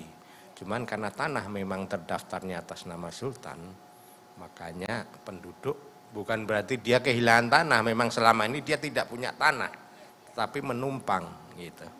Begitu, Bu. Baik. Terima kasih Pak untuk penjelasannya. Pertanyaan berikutnya, how is the process of calculating assets if there are tangible cultural heritage that are not registered? Who is responsible for receiving compensation? Anybody want to answer that about tangible cultural heritage? Ibu Rengganis, you want to answer? Because in Indonesia there are many tangible cultural heritage. How to evaluate that? Actually, I want to clarify whether that's tangible or intangible actually. Tangible cultural heritage, maybe for example. Maybe intangible, yeah. Tangible or intangible? Yeah. Intangible, I think, yeah. Intangible, they are not registered. Who is responsible? Who is eligible, maybe, to receive? Oh, who will receive the compensation? Yeah. Okay, I try to answer that. Okay, actually, this is back to the intangible asset that you mentioned before, that in the valuation terminology, we have this physical component that Pak Mutakin discussed it before, like the land, plants, buildings, all the tangible asset. But on the other side, we have non-physical components like the loss of jobs, loss of business, and then solatium, etc. So part of this non-physical component, we have what we call intangible asset. So I just maybe, for example, if then the government needs to expropriate an area where there is a batik production, maybe, well, we could identify that this batik actually has the material or the resources all within this area that couldn't be relocated. Yeah, this is very specific. So in this case, I would say that there will be intangible asset value that must be determined and then compensated to the, because batik is communal, yeah, community belongs to the community. So that will be given back to the community. Yeah. Yes, that's one of the case, yeah, the batik culture in Indonesia. And anybody want to add to the answer? Okay, we go to the next question. The last question is, land acquisition is often embedded in the project and land organization. LA. I think it's local administration. I'm sorry? Local administration. Low government? Local, I see, I'm sorry. Land acquisition is often embedded in the project and local organization arrangement is located under the project. What should we do to increase better coordination? Yeah, you want to answer that question? This is a problem that I see very often in Asian countries. Where decentralization is very often the case. Indonesia is one. I also saw the same problems challenging in Vietnam also, whereby our counterpart, for instance, with ministry at central level, but then actually land acquisition may be done by subnational governments. And they may actually apply different policies or programs. And I have seen cases where if you cross the province, you see completely different performances. So that is a challenge in terms of coordination. It's good to have a very standard approach, national level, laws, regulations, standards, that everybody has to apply. But for the World Bank project, IFI funded project, there are some gaps between national laws and regulations and our policies. So that gap may be filled with a project-specific instrument. Then that creates problems because the local government may not be very familiar with these extra measures. That creates problems of coordination, partially because of lack of knowledge, lack of experience, and so on and so forth. It is a challenge, in my view, that I have never really found a solution, except that we have to keep informing all local governments, making sure there's a good the flow of information, making sure everybody else knows what they need to do, just to make sure that there's no inconsistency between different parties. But that's a challenge, in my experience. That's the challenge, yeah? Yes, Mr. Nadarman? Yeah, I'd like to absolutely endorse what Satoshi's just said. But one of the practical ways around is to make sure that there is good communication at an early stage. Yeah. And perhaps a project coordination meeting with valuers and the policymakers and the delivery agents all communicating or being involved at the very beginning, so that there is a true understanding. Many of the delays occur because problems are identified as different people approach the same problem from a different place. And having that coordination at the very beginning and having, as we would say in the UK, everybody on the same page at the very beginning, then you can start to tell the same story as you move through the project. So being able to understand the objectives from the very beginning and the problems which each party faces, and for them to be honest and open about those problems, then they can be solved. If they're quiet and they only come out 6-9 months after the project starts, they're much more difficult to deal with, because probably the budget won't meet the requirements. Yeah. Okay. Thank you for your answer. We still have another question. The last question is, land acquisition is often involving multi-agencies or institution. How to improve coordination to align land acquisition planning and implementation? That's one of the issue. Same question, same answer. The only way is to make sure everybody understands. Yeah. I mean, I think it's very important at least to have one single framework of procedures that all agencies have to follow. And then comes down to the question of communication, making sure everybody understands what this framework really means. Yeah. But again, it's not easy. Yeah. Ibu Rengganis, would you like to answer based on Indonesian experience? Actually, I want to bring an issue with regard to consistencies in the understanding, because if we talk about this betterment, we agree that the affected people should continue their livelihood, and then should be in a better condition. So in the evaluation, we have this non-physical components to assess and to ensure that they will continue their life in the good quality of living. But on the other hand, we have to face the law enforcement officials that have different understanding of these components.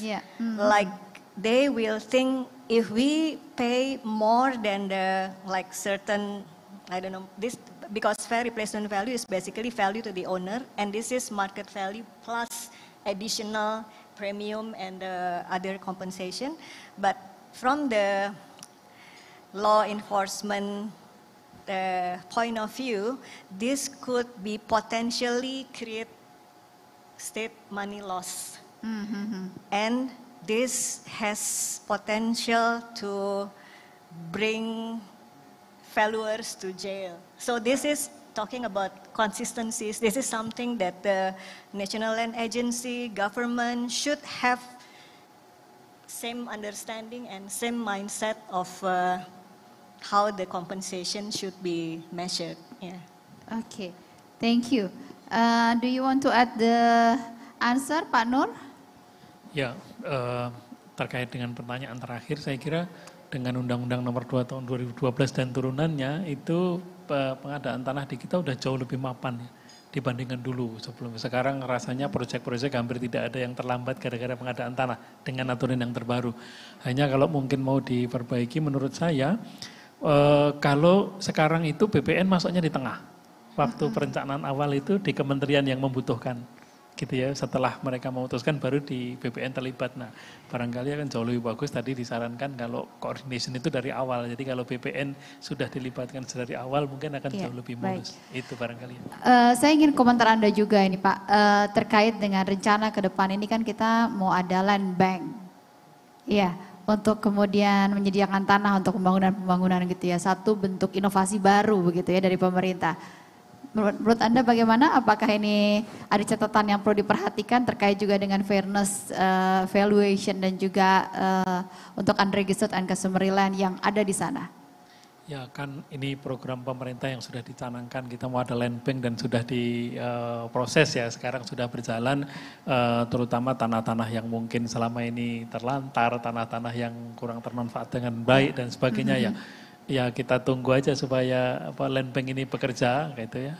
Nanti kalau ada yang tidak pas ya kita kasih saran, kita kritisi, tapi biarkan mereka bekerja dulu. Bisa jadi solusi nggak setidaknya dari rumitnya permasalahan penyediaan tanah selama ini? Tadi sudah disampaikan Pak Benjamin, bukan perkara mudah untuk menyelesaikan permasalahan, tapi paling tidak ini sebuah niat yang baik ya.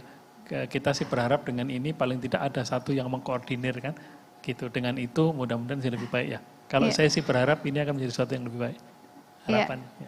Do you have any idea or any thought, Mr. Alderman? Indonesia have a new policy on land bank to provide land for development. Yeah, again, there are various policies globally which try to meet these requirements. Again, going back to the UK, we have special development areas where the planning rules are relaxed. so they're not so rigid. But then we also have other areas like national parks, just like you, where the actual planning restrictions are much tighter. And the market responds to those. And the valuer needs to be able to interpret those regulatory requirements in an appropriate way. So valuing a piece of land in the land bank against perhaps in another area of outstanding natural beauty in Indonesia, the approach would be similar, but you have to then understand the restrictions of what the land might be able to generate, particularly in the short run against the long run. But having that supply and demand process, which tries to regulate that the supply with the demand, is a really strong economic boost to the overall economy. And it provides that clarity and certainty which will help to attract the appropriate investors. Yeah. Okay. Yeah. Thank you. Okay. Yes, Mr. Tusi. Yeah, just want to get back to the point of the risks related to the valuations and differences, discrepancies that you mentioned. Actually, yesterday we had a dinner with Ben, and then we spoke about the investment value. And I asked him, investment value is the value to the owner. Yeah. So maybe it is similar, identical to non-physical component of value. And I said, ask him, so from valuer's perspective, is there any clear standard that can be acceptable, agreeable, at least understandable to all parties? What is what constitutes this investment value? What is so that we can say we are not going beyond that. We are not less than that. Yeah. So then it becomes very clear in your view, right? As you said, there's no question about some corruptions or any misuse of funding, because the standard of target is clear to everybody. Yeah. So you have answer for that? I think it's something that the IVSC, and I'm part of that, need to address, is that the basis of value, investment value, is actually misleading, because it sounds like it's a commercial process, whereas actually it's not. It's about identifying worth. And I would suggest that with many of the projects that we've talked about today, having a valuation on two bases would be really helpful for all projects. So it would be an investment value for the people who are being displaced, but then a market value so that we can see the balance between the two numbers. Because the market value is really important, because there's the other side to the equation. There are the people who are being displaced, but actually there's a responsibility to society and the taxpayer on the other side of the equation. And that needs to be balanced so that the society is not paying too much money, or too big money is probably not the right word, but too much compensation to a party displaced. It should be reasonably fair on both sides. So there's a real, but having the two valuations, one to investment value, one to market value, and I perhaps even suggest a third one, which is a replacement cost element. So you've got the three numbers, and then you can start to understand the priorities of each party. Okay.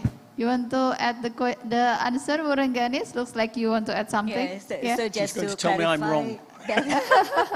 That Indonesian valuation standard actually has accommodated the land expropriation valuation since 2013. Okay. And then updated by 2018. Yeah.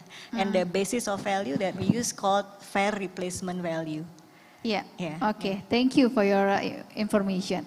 Okay, we reach at the end of the discussion, and I will ask for closing statement. I will be back for the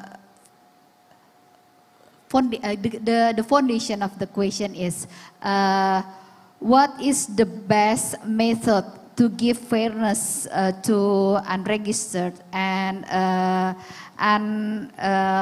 or customary land for their value of the land? Yeah. What is the best method? Can you answer it with a short answer for your closing statement? starting with Mr. I'm sorry, yeah, because you want to go first, maybe Mr. I'll go Alderman first and then I'll disappear. It's Mr. Ben Elder first, yeah. I Okay. do apologise for having to leave, but I've got an aeroplane leaving fairly shortly. I think the answer to that is transparency, having a really clear process and a story which starts at the beginning and ends at the end, and no missing parts in the middle which causes disruption. So clarity, transparency, using the IVSs, using a consistent language is really, really important.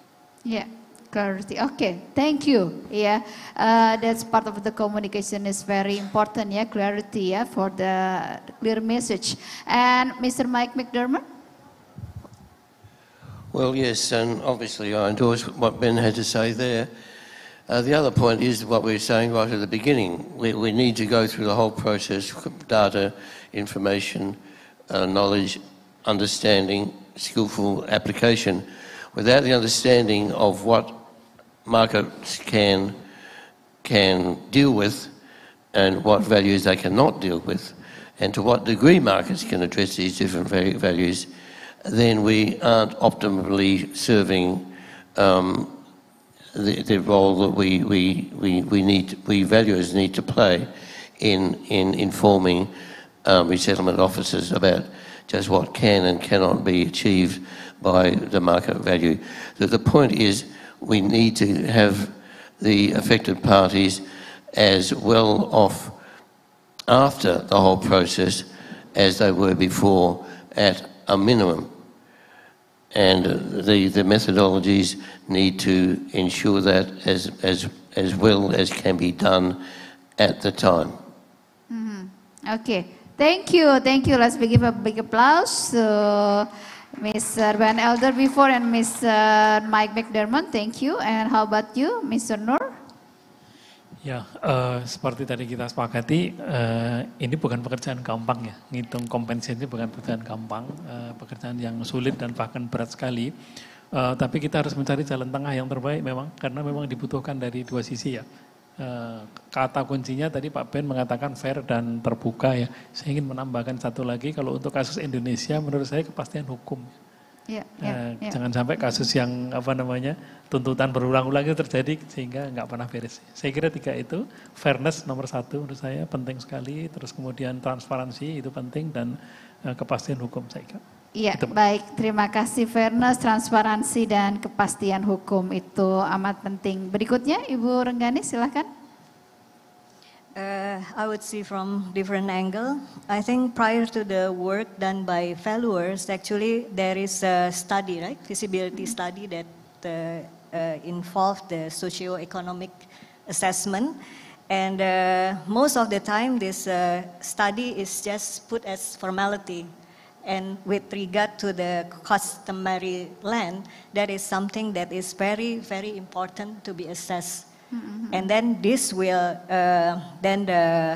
identify the factors that then in the valuation will be considered as more like the physical components. But if we do not have a proper socio-economic or plus now the ESG study, then valuer will not have the tools to then have put the consideration on these socio-economic factors. So that's something that should be done properly.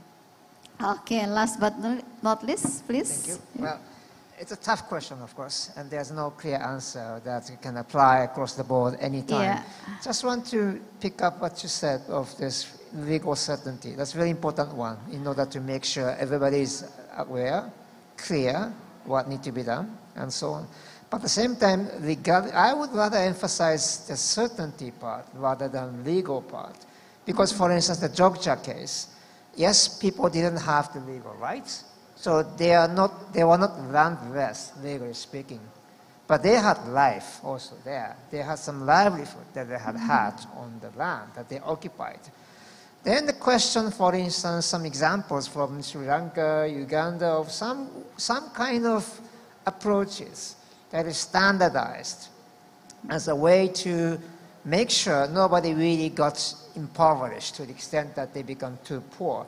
That may create certainty about what needs to be done on these difficult issues. May not be as certain as is inscribed in the law, but at least it may be able to help ensure a certain certainty to make sure some fair treatment be done on land occupants. But at the same time, I want to get back to Ben said, which this other side of the coin is the state or the public. Just giving money as much as we want, as much as they want to informal occupants is not fair to taxpayers either. So again, this example of Uganda, Sri Lanka may be interesting because there's some minimum measures to make sure there's no serious impoverishment. So that may be something that taxpayers are happy to cover. And then there are some certainties that, okay, this is what's going to happen. So there's no changes each time a new project is implemented in different parts of the country. But again, it's a challenging issue. And we're really grappling on this issue. That's why we had this international conference on this particular topic. Yeah, thank you. Let's give a big applause to all the speakers. Thank you so much. Yeah, this is the end of our discussion. This is a complex issue, very challenging, yes, indeed. But we are here to learn, and I believe that we are learning from many experience delivered by the speakers from many countries, and also experience from the consultant before and also the authorities. So I hope we hear all of that lesson with open mind.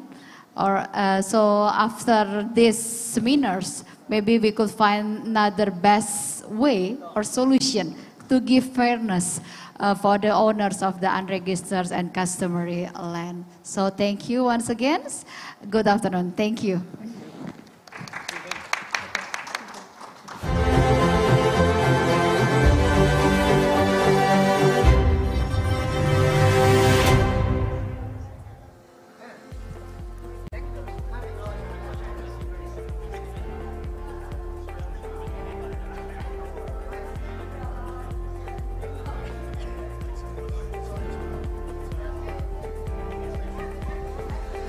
Thank you once again, all the speakers and moderator, for a remarkable and interesting, insightful discussion.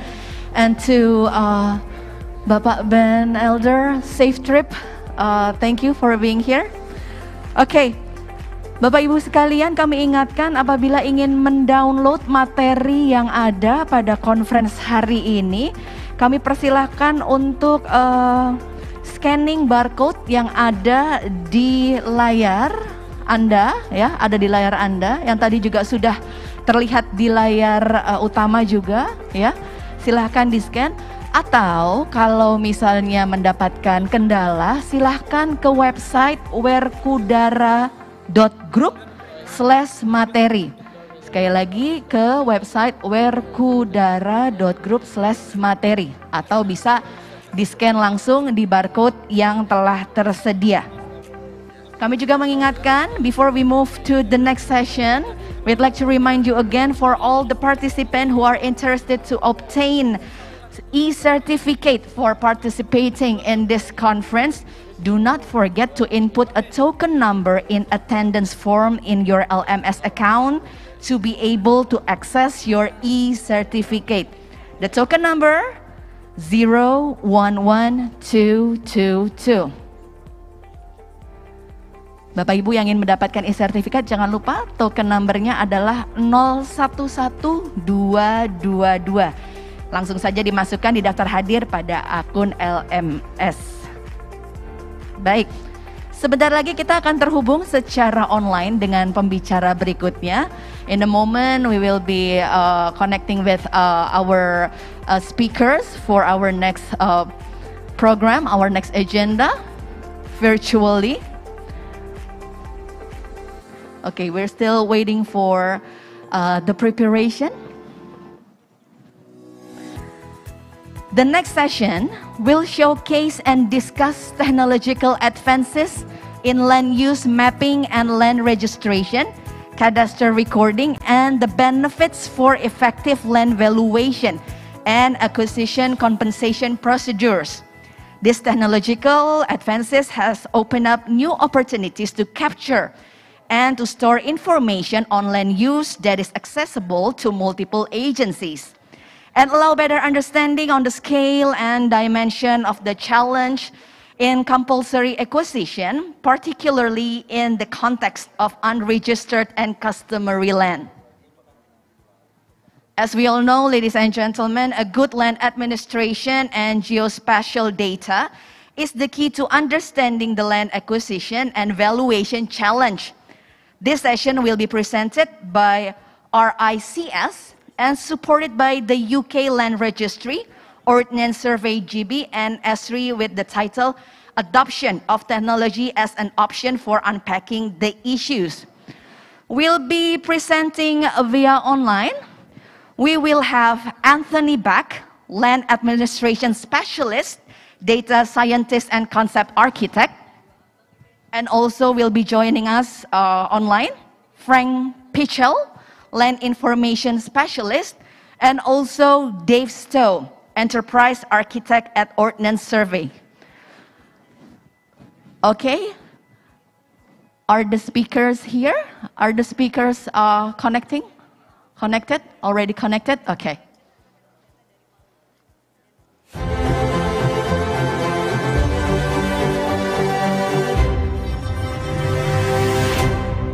Before we begin the presentation, I would like to invite once again to the stage Mr. Satoshi. Mr. Satoshi to lead, to moderate the... Okay, you're here. Okay. Could you please? I will hand the stage for you, Mr. Satoshi. Thank you.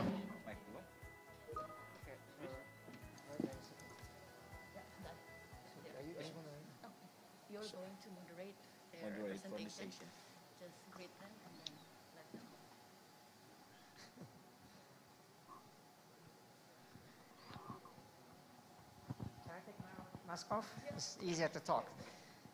Hello everybody, welcome back from a very short coffee break. And welcome Anthony and Dave, is connecting from the UK, I believe. They will talk about some very interesting IT innovative technologies that's going to enhance or improve land administration processes, but at the same time would help strengthen transparency in land acquisition processes. So, welcome Frank and Anthony. Floor is yours. Are you ready to start presentation? I can't share my screen at the moment, so that will be slightly awkward. And I don't believe Frank has arrived yet.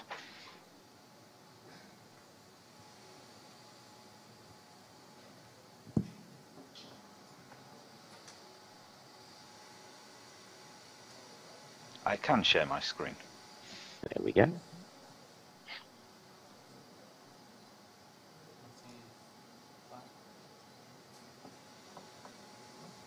Okay, is that coming through?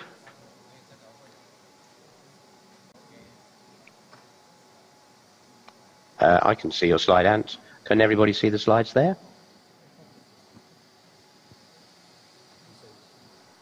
Satoshi, can you see the slides in the room?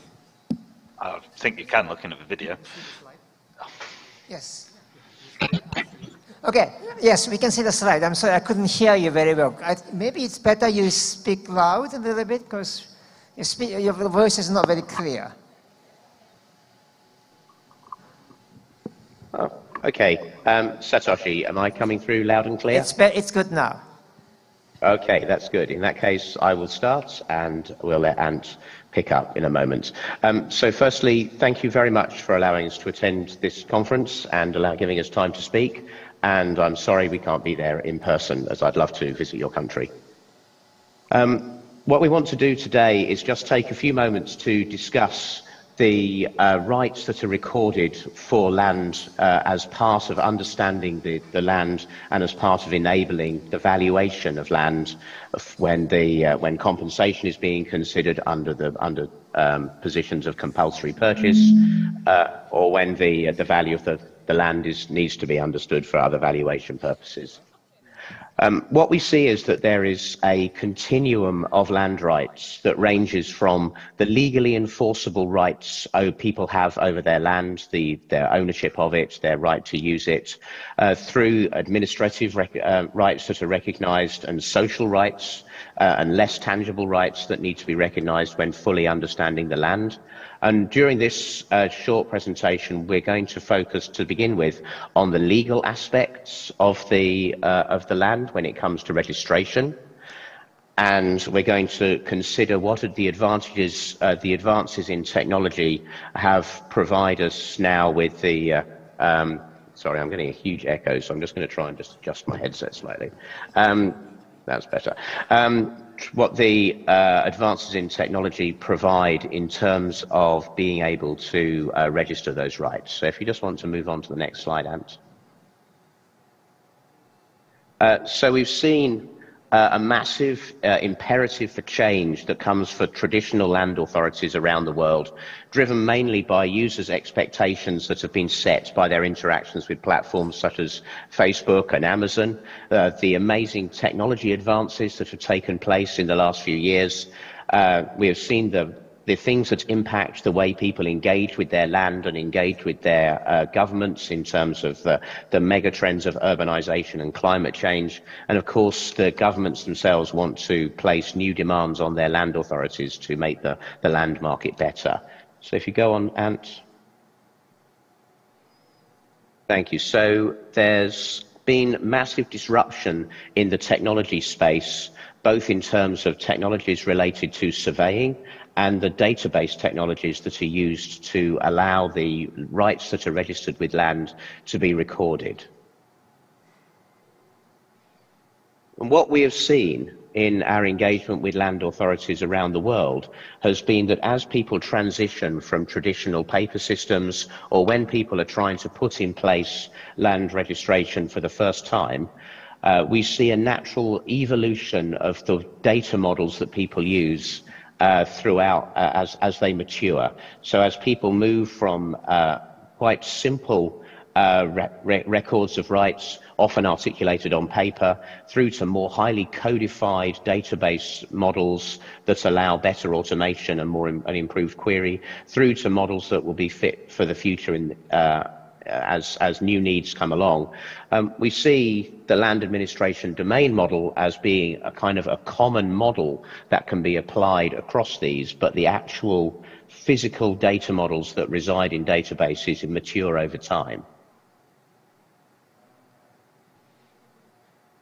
There's been a tremendous rush to design the perfect data model for your country that can take account of all the kinds of rights that may ever be recorded, and then attempts to transform data that currently exists in either old databases or on paper to that perfect model. And this is a huge effort, and it also it makes the quality of original data is very difficult, is quite hard to unwind.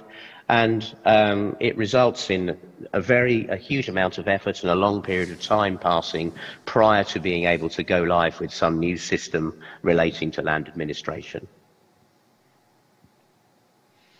So what we'd propose is that rather than trying to move to this perfect data model immediately, that in order to gain value very early in the process, and in order to allow jurisdictions to move rapidly to a point where they have an effective registration of land in their country, is to in fact accept that the data model will evolve and start by doing the minimum transformation necessary in order to create some digital representation of the rights on the land, and then over time allow that model to be evolved incrementally as the technology enables it, allowing the move to a better codified model on a title by title basis, and over time to a point where you can eventually retire the original system and move to the point where you have a much better model available to you.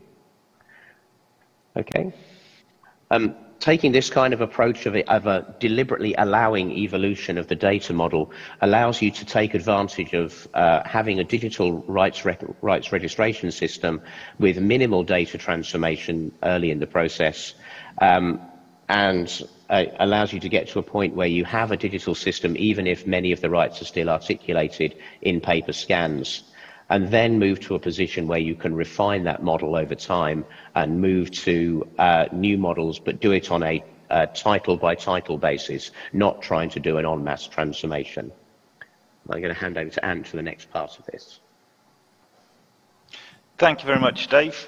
I'm going to start to unpack some of the things about a land register.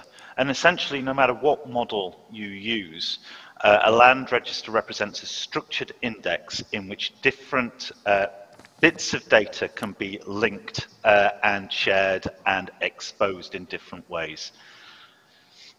But land registers themselves are part of a land administration ecosystem. So the data can be indexed alongside other data, and this data can be formal, i.e. accurate, assured and authentic, and held, for example, by other government agencies, or it could be informal.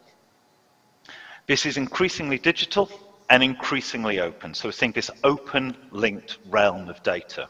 And so within this environment, ownership data can be linked with formal and informal data representing tangible and intangible attributes. And this allows policymakers and reusers to start to derive new products to aid their own processes and work patterns.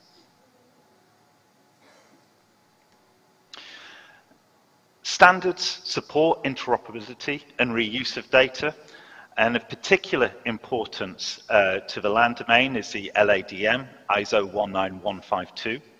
And this supports the structuring of parties who have rights which are framed in land.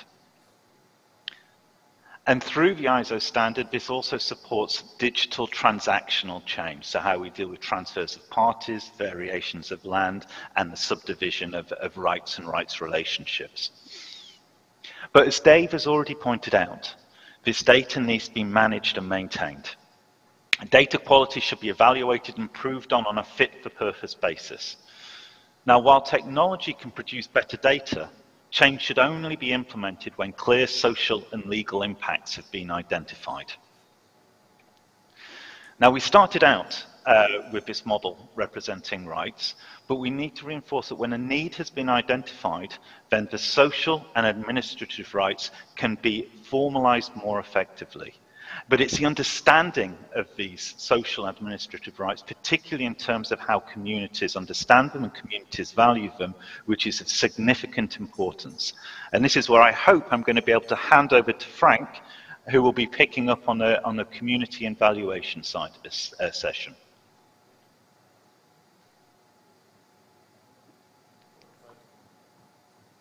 Hello, Frank, are you here?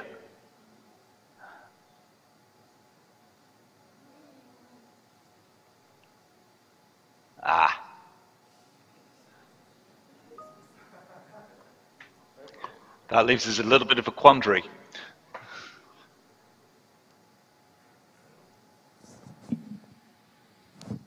Satoshi, have you been able to get in contact with Frank? Frank may not be online, so he may be disconnected or dropped. Are you able to continue? I'm sorry, but I don't, we come from separate organizations, and Frank is providing that kind of communal evaluation piece. Our element has very much been focused on the issues of technology change and how land registers can operate within that ecosystem, and so the sharing of data between formal agencies. But we can carry on in terms of any issues that the room might have on those topics. That's okay, probably. Just we can continue if Frank is not available. Just having seen your IT solutions and designs, two things come up my mind because I tried to develop some digital database linked to an app for use on the land acquisition processes, so that whoever go to project sites for data collection, participate in surveys, are able to enter data immediately into the app that have been connected to the main system. The two challenges I faced, one, how to make sure any changes are reflected in the system. You know, developing a database or system is easy. Well, it's not going to be easy, but in a way it's relatively easier than maintaining that. So when it comes to database, very important to have garbage in, garbage out, making sure valuable data keep updated up to the changing reality on the ground. How do you make sure your system is adaptive to changing reality on the ground? That's my first question. Second question is privacy, data privacy. That the more data we can centralize and digitize and stored in the government systems, including some things related to property rights or social values even. There's a question of data privacy. How would you address this question of data privacy? That's my second question. Are you able to handle this? Let me address your first question regarding maintenance of the database. What we have found is that I guess there are two aspects to this, and the first aspect is that having recorded what the reality on the ground is like, both spatially and legally, you must have in place an appropriate process to allow people to transact on their land against the system and record the results of that transaction in the system to create new versions of the title that's been recorded against the property. That is mostly an administrative problem. From a technology perspective, creating controlled change around the data in the database is a well understood problem technically, but putting in place the right legal and administrative process to ensure that people always transact using the land authority rather than in whatever their traditional process may have been is probably the biggest piece of social change required. And do you want to just pick up on that from a legal perspective? Yeah, I think my point to add on to that one is it's not just about that registration of rights, it's also ensuring that there is a place within the register to pose disputes and challenges to the register, and that these are handled in a transparent basis. Because the whole point of a register is that it represents social credibility, and that people need to believe that the register is a true reflection of the social expectations. And if people have a problem with that register, then they should be able to challenge it, and it should be addressed in a way which it reflects the social norms.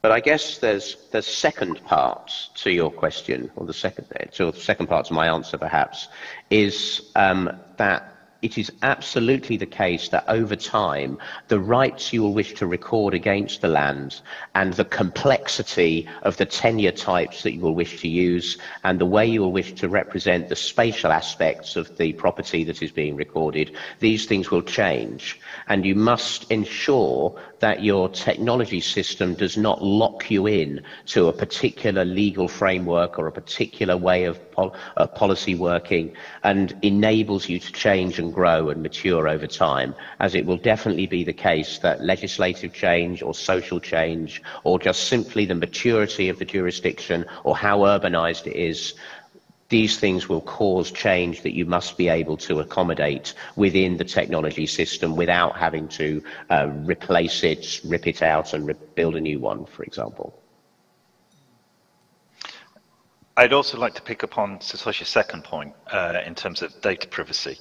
Data privacy is a huge issue, particularly when we start to talk about linking data into the kind of land administration ecosystem that I was presenting a few moments ago. And this is broadly being addressed by legislative processes. You have the General Data Protection regulations throughout Europe, GDPR, and there is what's the best way to describe this?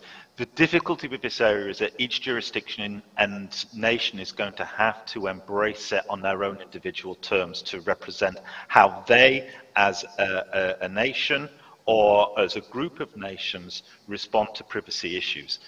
The danger from a data point of view is how you can start to use inferencing techniques to fingerprint individuals even when you start to obfuscate the data. So you hide names or you just use identifiers. But you can very easily start to identify personal details by just saying, I have your address and your hair color, I know who your parents might be, and therefore I can identify the exact individual, and I can start to I can then start to infer other relationships through to other databases.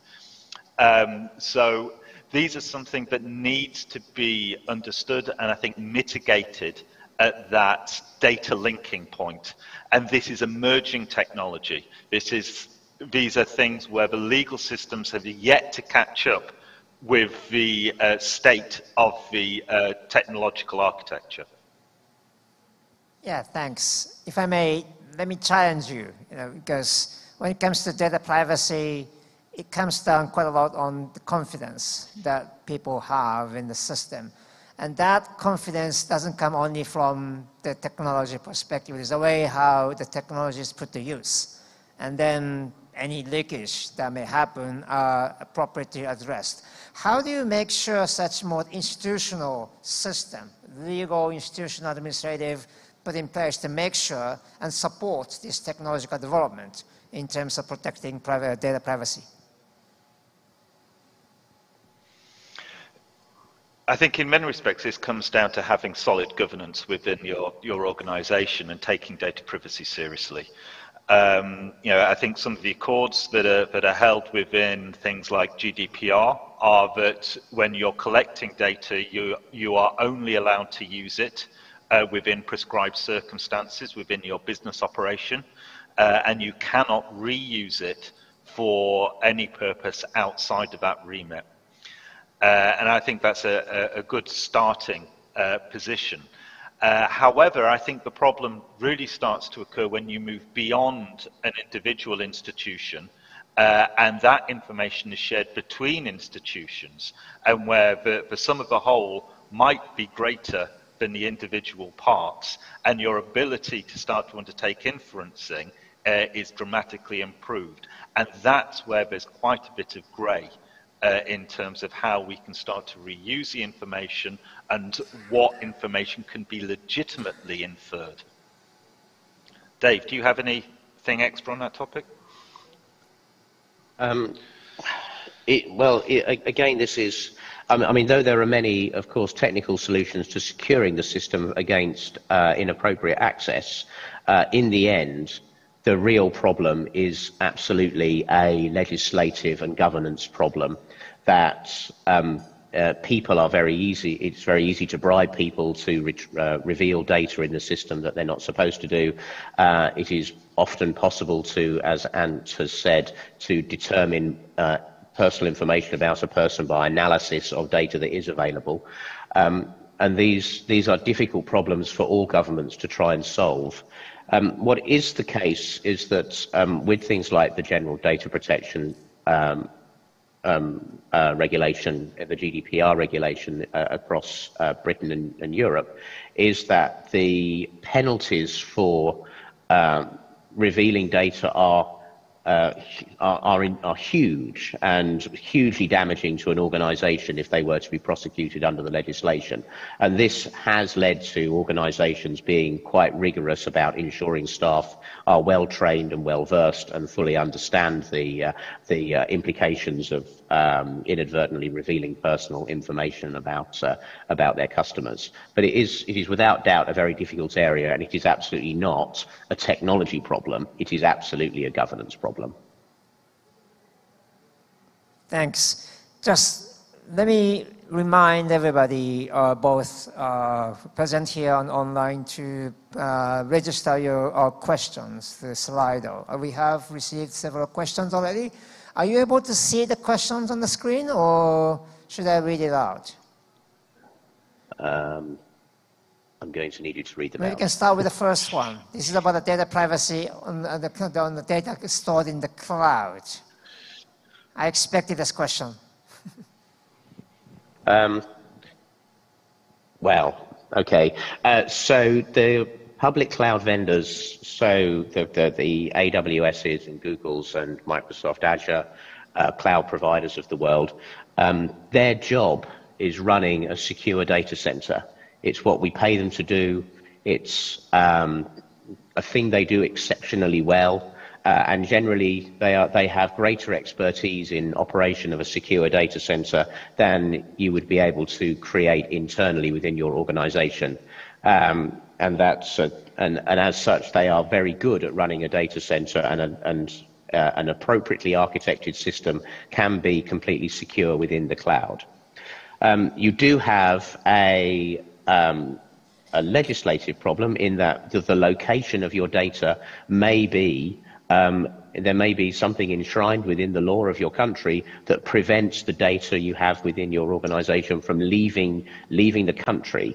And this is not uncommon at all. It's very common that, particularly within a land authority, the law will say that the register must reside inside the country, and therefore you will need to identify a suitable cloud provider that has some presence within your jurisdiction.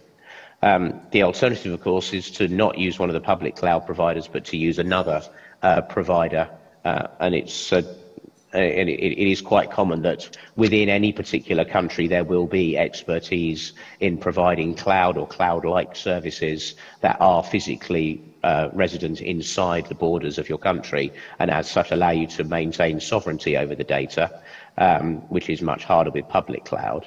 However, I suspect that over time, as we see the use of the public cloud becoming steadily more and more popular, that we will see much more private data going in there, as people recognise that there simply isn't really a security issue with that data, assuming your system is appropriately architected. And I have to say, it is easy to make a system that is insecure in the cloud, and making it secure is definitely a skill that you need to consider quite explicitly. Interesting. I think the only thing I would add to that is issue of safe harboring, in that the cloud isn't just one legal environment. It is made up of different jurisdictions within which different agencies can call on the data if it is stored in their area. So, for example, the EU, if it's using some services, can just mandate that it is stored on EU-based environment, so it cannot be, that data cannot be legally accessed by a third-party jurisdiction. And so, as much as you may have you want to have a private cloud for an individual nation, different geographic areas can set up their own safe harboring schemes. Thanks, interesting. One more question. How does your IT-based system capture the multiplicity or data or reality on the ground? I mean, for instance, social values, for instance. That may take multiple forms, whereas your data system may only have to have a limited number of data fields. But then the actual number of data that need to be collected and the form in which this data, the values take, may be many, a lot more than what the data field can capture. Yeah, I mean, absolutely. I think this is where you're seeing the tension between the formal and the informal, and the fact that starting to understand how to produce metrics around which you might start to put valuation indices is hard. A traditional land register deals with somewhat more, not completely binary, but less shades of grey, shall we say. Sorry, the echo I found quite distracting. So I think the problem there is how you start to build around the different systems that allow you to put policy or valuation frameworks in place that incorporate a range of different intangible or tangible data sets. And so it's that kind of that policy or valuation methodology which is itself transparent and understood, and then can be applied against information that is more formally registered in the land register, for example. Yeah. Okay, I'm going to take a technology slant to that question, as the words fields in a database were used. The main thing that we have observed when looking at the way databases need to be structured in order to successfully capture the wide variety of complexity in what is the reality on the ground, is the main thing we have observed is that you should not tie yourself to a fixed model for the data that is defined upfront and is then fixed forever. As that approach will absolutely result in you discovering that there is something you wanted to record about the land that is now hard to record because there isn't a field in the database to put it in. The approach that we have taken with this is that we have adopted a schemaless NoSQL database, and we've been using the ability to define the schema in a quite arbitrary way, and then allowing that schema for the database to be evolved over time to create new versions of the schema, and allowing data that was recorded in an earlier version to be migrated up to a later version of that schema when it becomes a point in time that there is some reality of rights or the spatial aspects of the land that need to be recorded that could not be accommodated within the old schema. And this approach we feel will be successful in enabling you to avoid this problem of fixing a data model and then discovering it does not accommodate something that you wish to record about the land. Whether that thing that you wish to record about the land is a formal, legally enforceable right, or is some intangible social aspect that you wish to record for the purposes of understanding the land more fully. Thank you.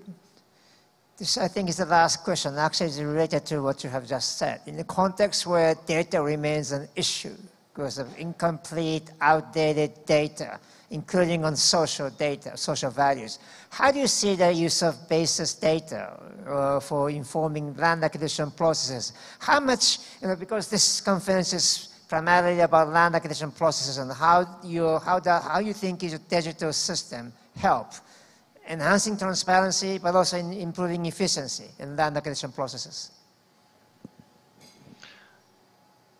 Part of this is related to the management and maintenance issue of your data.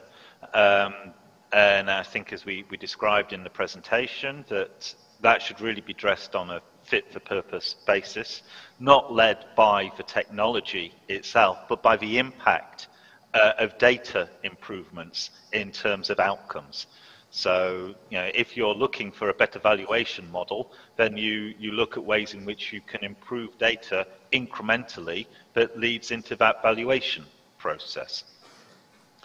I think also as a somewhat of a bit of an extra point against the kind of the database element, this to me is where the ecosystem is quite important.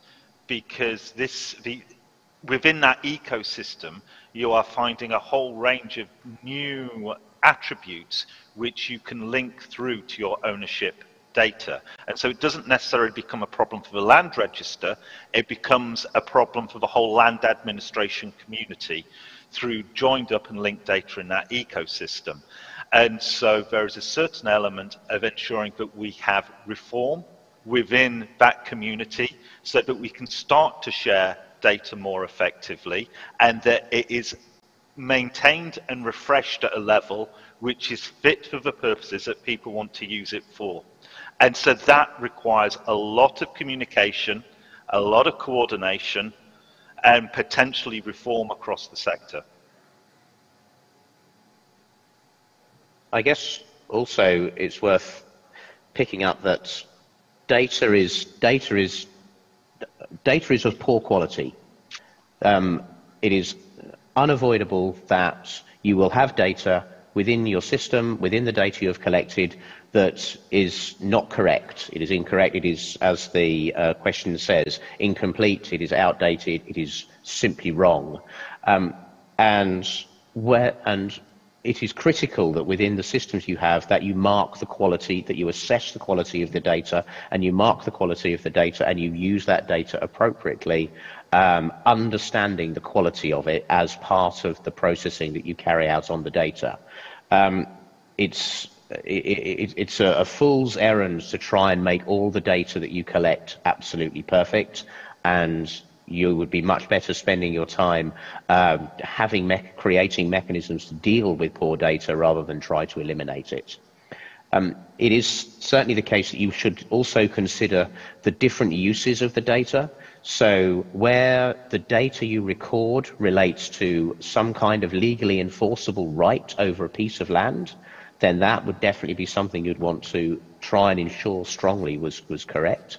Where the data is informative and supports some process where you are averaging out across a piece of land, then in that case you can accept lower quality data and simply ensure that your statistical processes that you apply to it know the quality of the data and allow you to eliminate error on a kind of on a generalizing basis. But trying to make all the data perfect is impossible. Thank you very much. Thank you very much, Anthony and Dave. Clearly, there's a lot of technological improvements that we have to learn, and I think it's going to continue to evolve, so we need to keep our eyes on you guys, how you're going to develop the technologies and how we can use this technology in our own business, everyday business. So thank you very much. Mr. Anthony Beck and David Stowe from Ordnance Survey. Thank you very much. Thank you. Thank you. Thank you.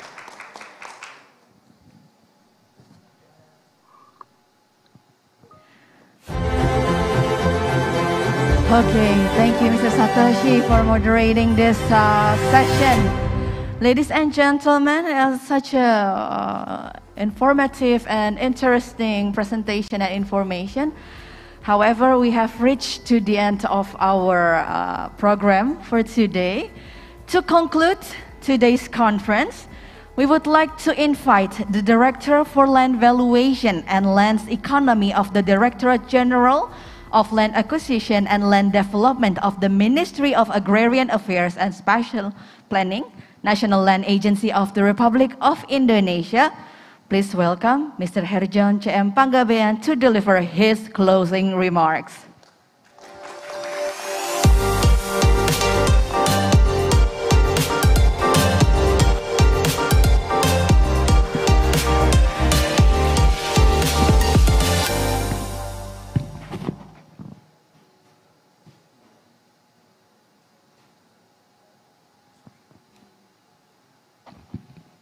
Assalamualaikum warahmatullahi wabarakatuh. Selamat sore dan salam sejahtera bagi kita semua. Om Swastiastu, Namo Buddhaya, salam kebajikan. Yang terhormat Operation Manager for the World Bank in Indonesia and Timor Leste, yang terhormat Asia Director for International Valuation Standard Council, yang terhormat Bapak Sekjen, mungkin hadir secara virtual, Bapak Irjen, Bapak Dirjen Pengendalian dan Penertiban Tanah dan Ruang, para staf ahli menteri, dan para pejabat tinggi madya di lingkungan Kementerian ATR BPN. Yang saya hormati para pembicara, panelis konferensi, moderator, Ibu Prita mungkin sudah pulang. Yang saya hormati Bapak Ibu dari Badan Pelaksana Bank Tanah, pejabat tinggi Pratama, dan para kepala kantor wilayah BPN Provinsi seluruh Indonesia yang hadir secara virtual, para kepala bidang pengadaan tanah dan pengembangan pertanahan, pejabat tinggi Pratama, para kepala kantor seluruh Indonesia. Yang saya hormati perwakilan dari Kemenko Perekonomian, Kementerian PPN Bappenas, Kemenkeu, Kemendagri, PUPR, KLHK, KSP, Elman, perwakilan dari Timor Leste, Badan Usaha, Asosiasi Profesi MAPI. Tadi ada senior kita Pak Hamid Yusuf, lalu ada Ibu Rengganis, Pak Mutakin, Pak Dedi tadi ada juga, Ibu Alda dan teman-teman yang tidak saya sebut satu persatu. Mohon maaf Ibu Dirjen mewakilkan kepada kami karena Ibu Dirjen sekarang masih di DPR RI rapat bersama dengan Parlemen. Bapak dan Ibu hadirin yang saya hormati, kita panjatkan puji syukur kehadirat Tuhan Yang Maha Esa yang telah melimpahkan rahmat, taufik dan hidayahnya kepada kita semua, sehingga kita semua diberi kesehatan jasmani dan rohani untuk dapat mengikuti International Conference on Valuation and Compensation of Unregistered and Customary Lands sampai akhir acara.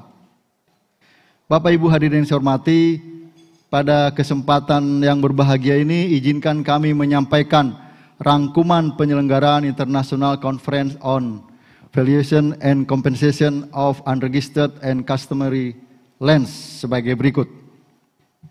Yang pertama, konferensi telah dilaksanakan secara hybrid selama 1 hari full, dihadiri secara offline 115 orang, by Zoom 702 orang, YouTube 236 orang, dan juga lewat live Facebook. 2. Kegiatan dilaksanakan antara lain sambutan dari Bapak Nicholas Konialidis selaku Asia Director for International Valuation Standard Council, Ibu Bolorma Amgabazar selaku Operation Manager for the World Bank in Indonesia and Timor Leste, dan pembukaan acara oleh Ibu Embun Sari, Dirjen Pengadaan Tanah dan Pengembangan Pertanahan, mewakili Bapak Menteri Kementerian ATR BPN. Pemaparan narasumber dari Indonesia oleh tenaga ahli Menteri ATR BPN tentang studi kasus tanah tidak terdaftar dan tanah adat ulayat di Indonesia dan Masyarakat Penilai Publik Indonesia MAPI tentang penilaian tanah tidak terdaftar dan tanah adat tanah ulayat di Indonesia. Pemaparan tentang penilaian tanah tidak terdaftar dan tanah adat ulayat dari Institution of Surveyors of Uganda, studi di Uganda, Asian Development Bank, studi kasus di Nepal, dan World Bank, studi di Sri Lanka. Diskusi panel interaktif pembelajaran dari studi kasus yang dipaparkan narasumber terkait keberhasilan dan tantangan dalam penilaian dan kompensasi tanah tidak terdaftar dan tanah adat tanah ulayat.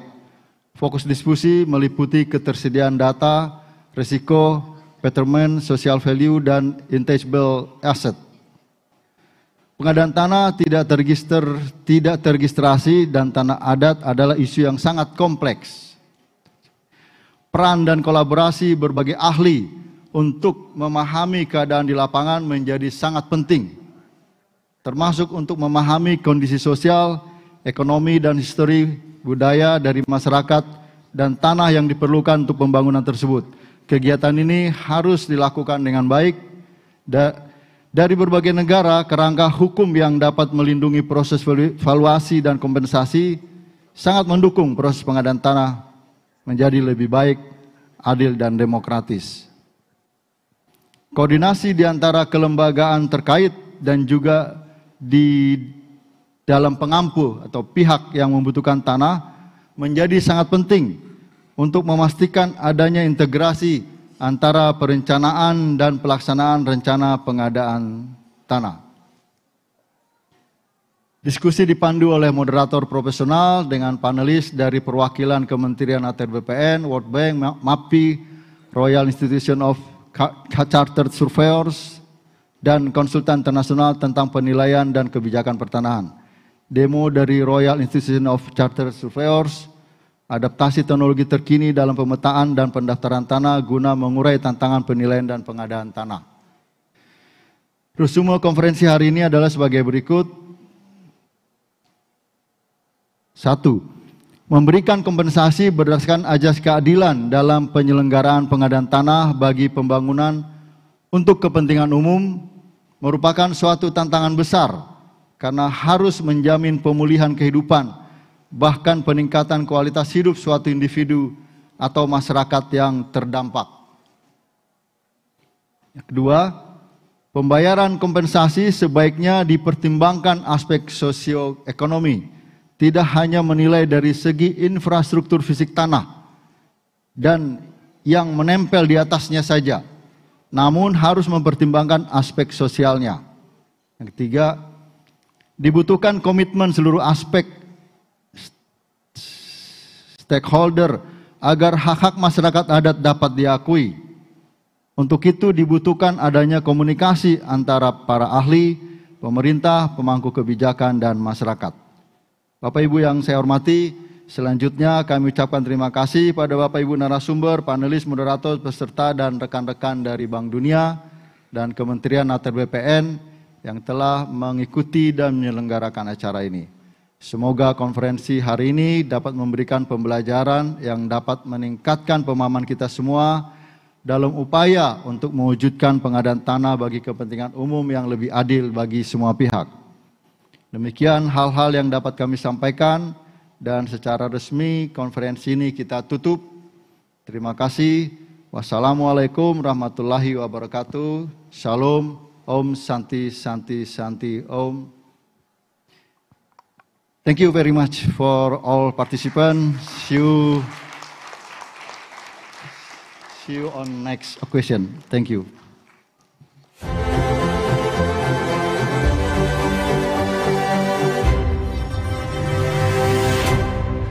Thank you, Bapak Herjon, for your closing remarks. And the closing remark also marks the end of this conference. Ladies and gentlemen, need we to remind you, you can download all the materials by scanning the barcode shown on your screen, or simply go to werkudara.group/materi through your browsers. And also we'd like to, on behalf of the organizers and the partners of the policy event, we would like to express our gratitude for all the speakers and the moderators and also the participants of today's conference. We appreciate your contribution and time for sharing the knowledge and experiences with us during the session. And also to our distinguished guests and participants, both in this conference room and also those who joins us online. Thank you very much for your active participation. Once again, we'd like to remind for the e-certification, final check-in is now. You can, before we close this event, we would like to remind again all participants who wants to get the e-certificate, to obtain a e-certificate to participate in this conference. Please do the final check-in with the same token, 011222. Silahkan langsung melakukan final check-in sebelum acara ini kami tutup untuk mendapatkan e-sertifikat. Tokennya adalah 011222. Once again, ladies and gentlemen, thank you very much and give a big round of applause for today's conference. See you next time. Assalamualaikum warahmatullahi wabarakatuh.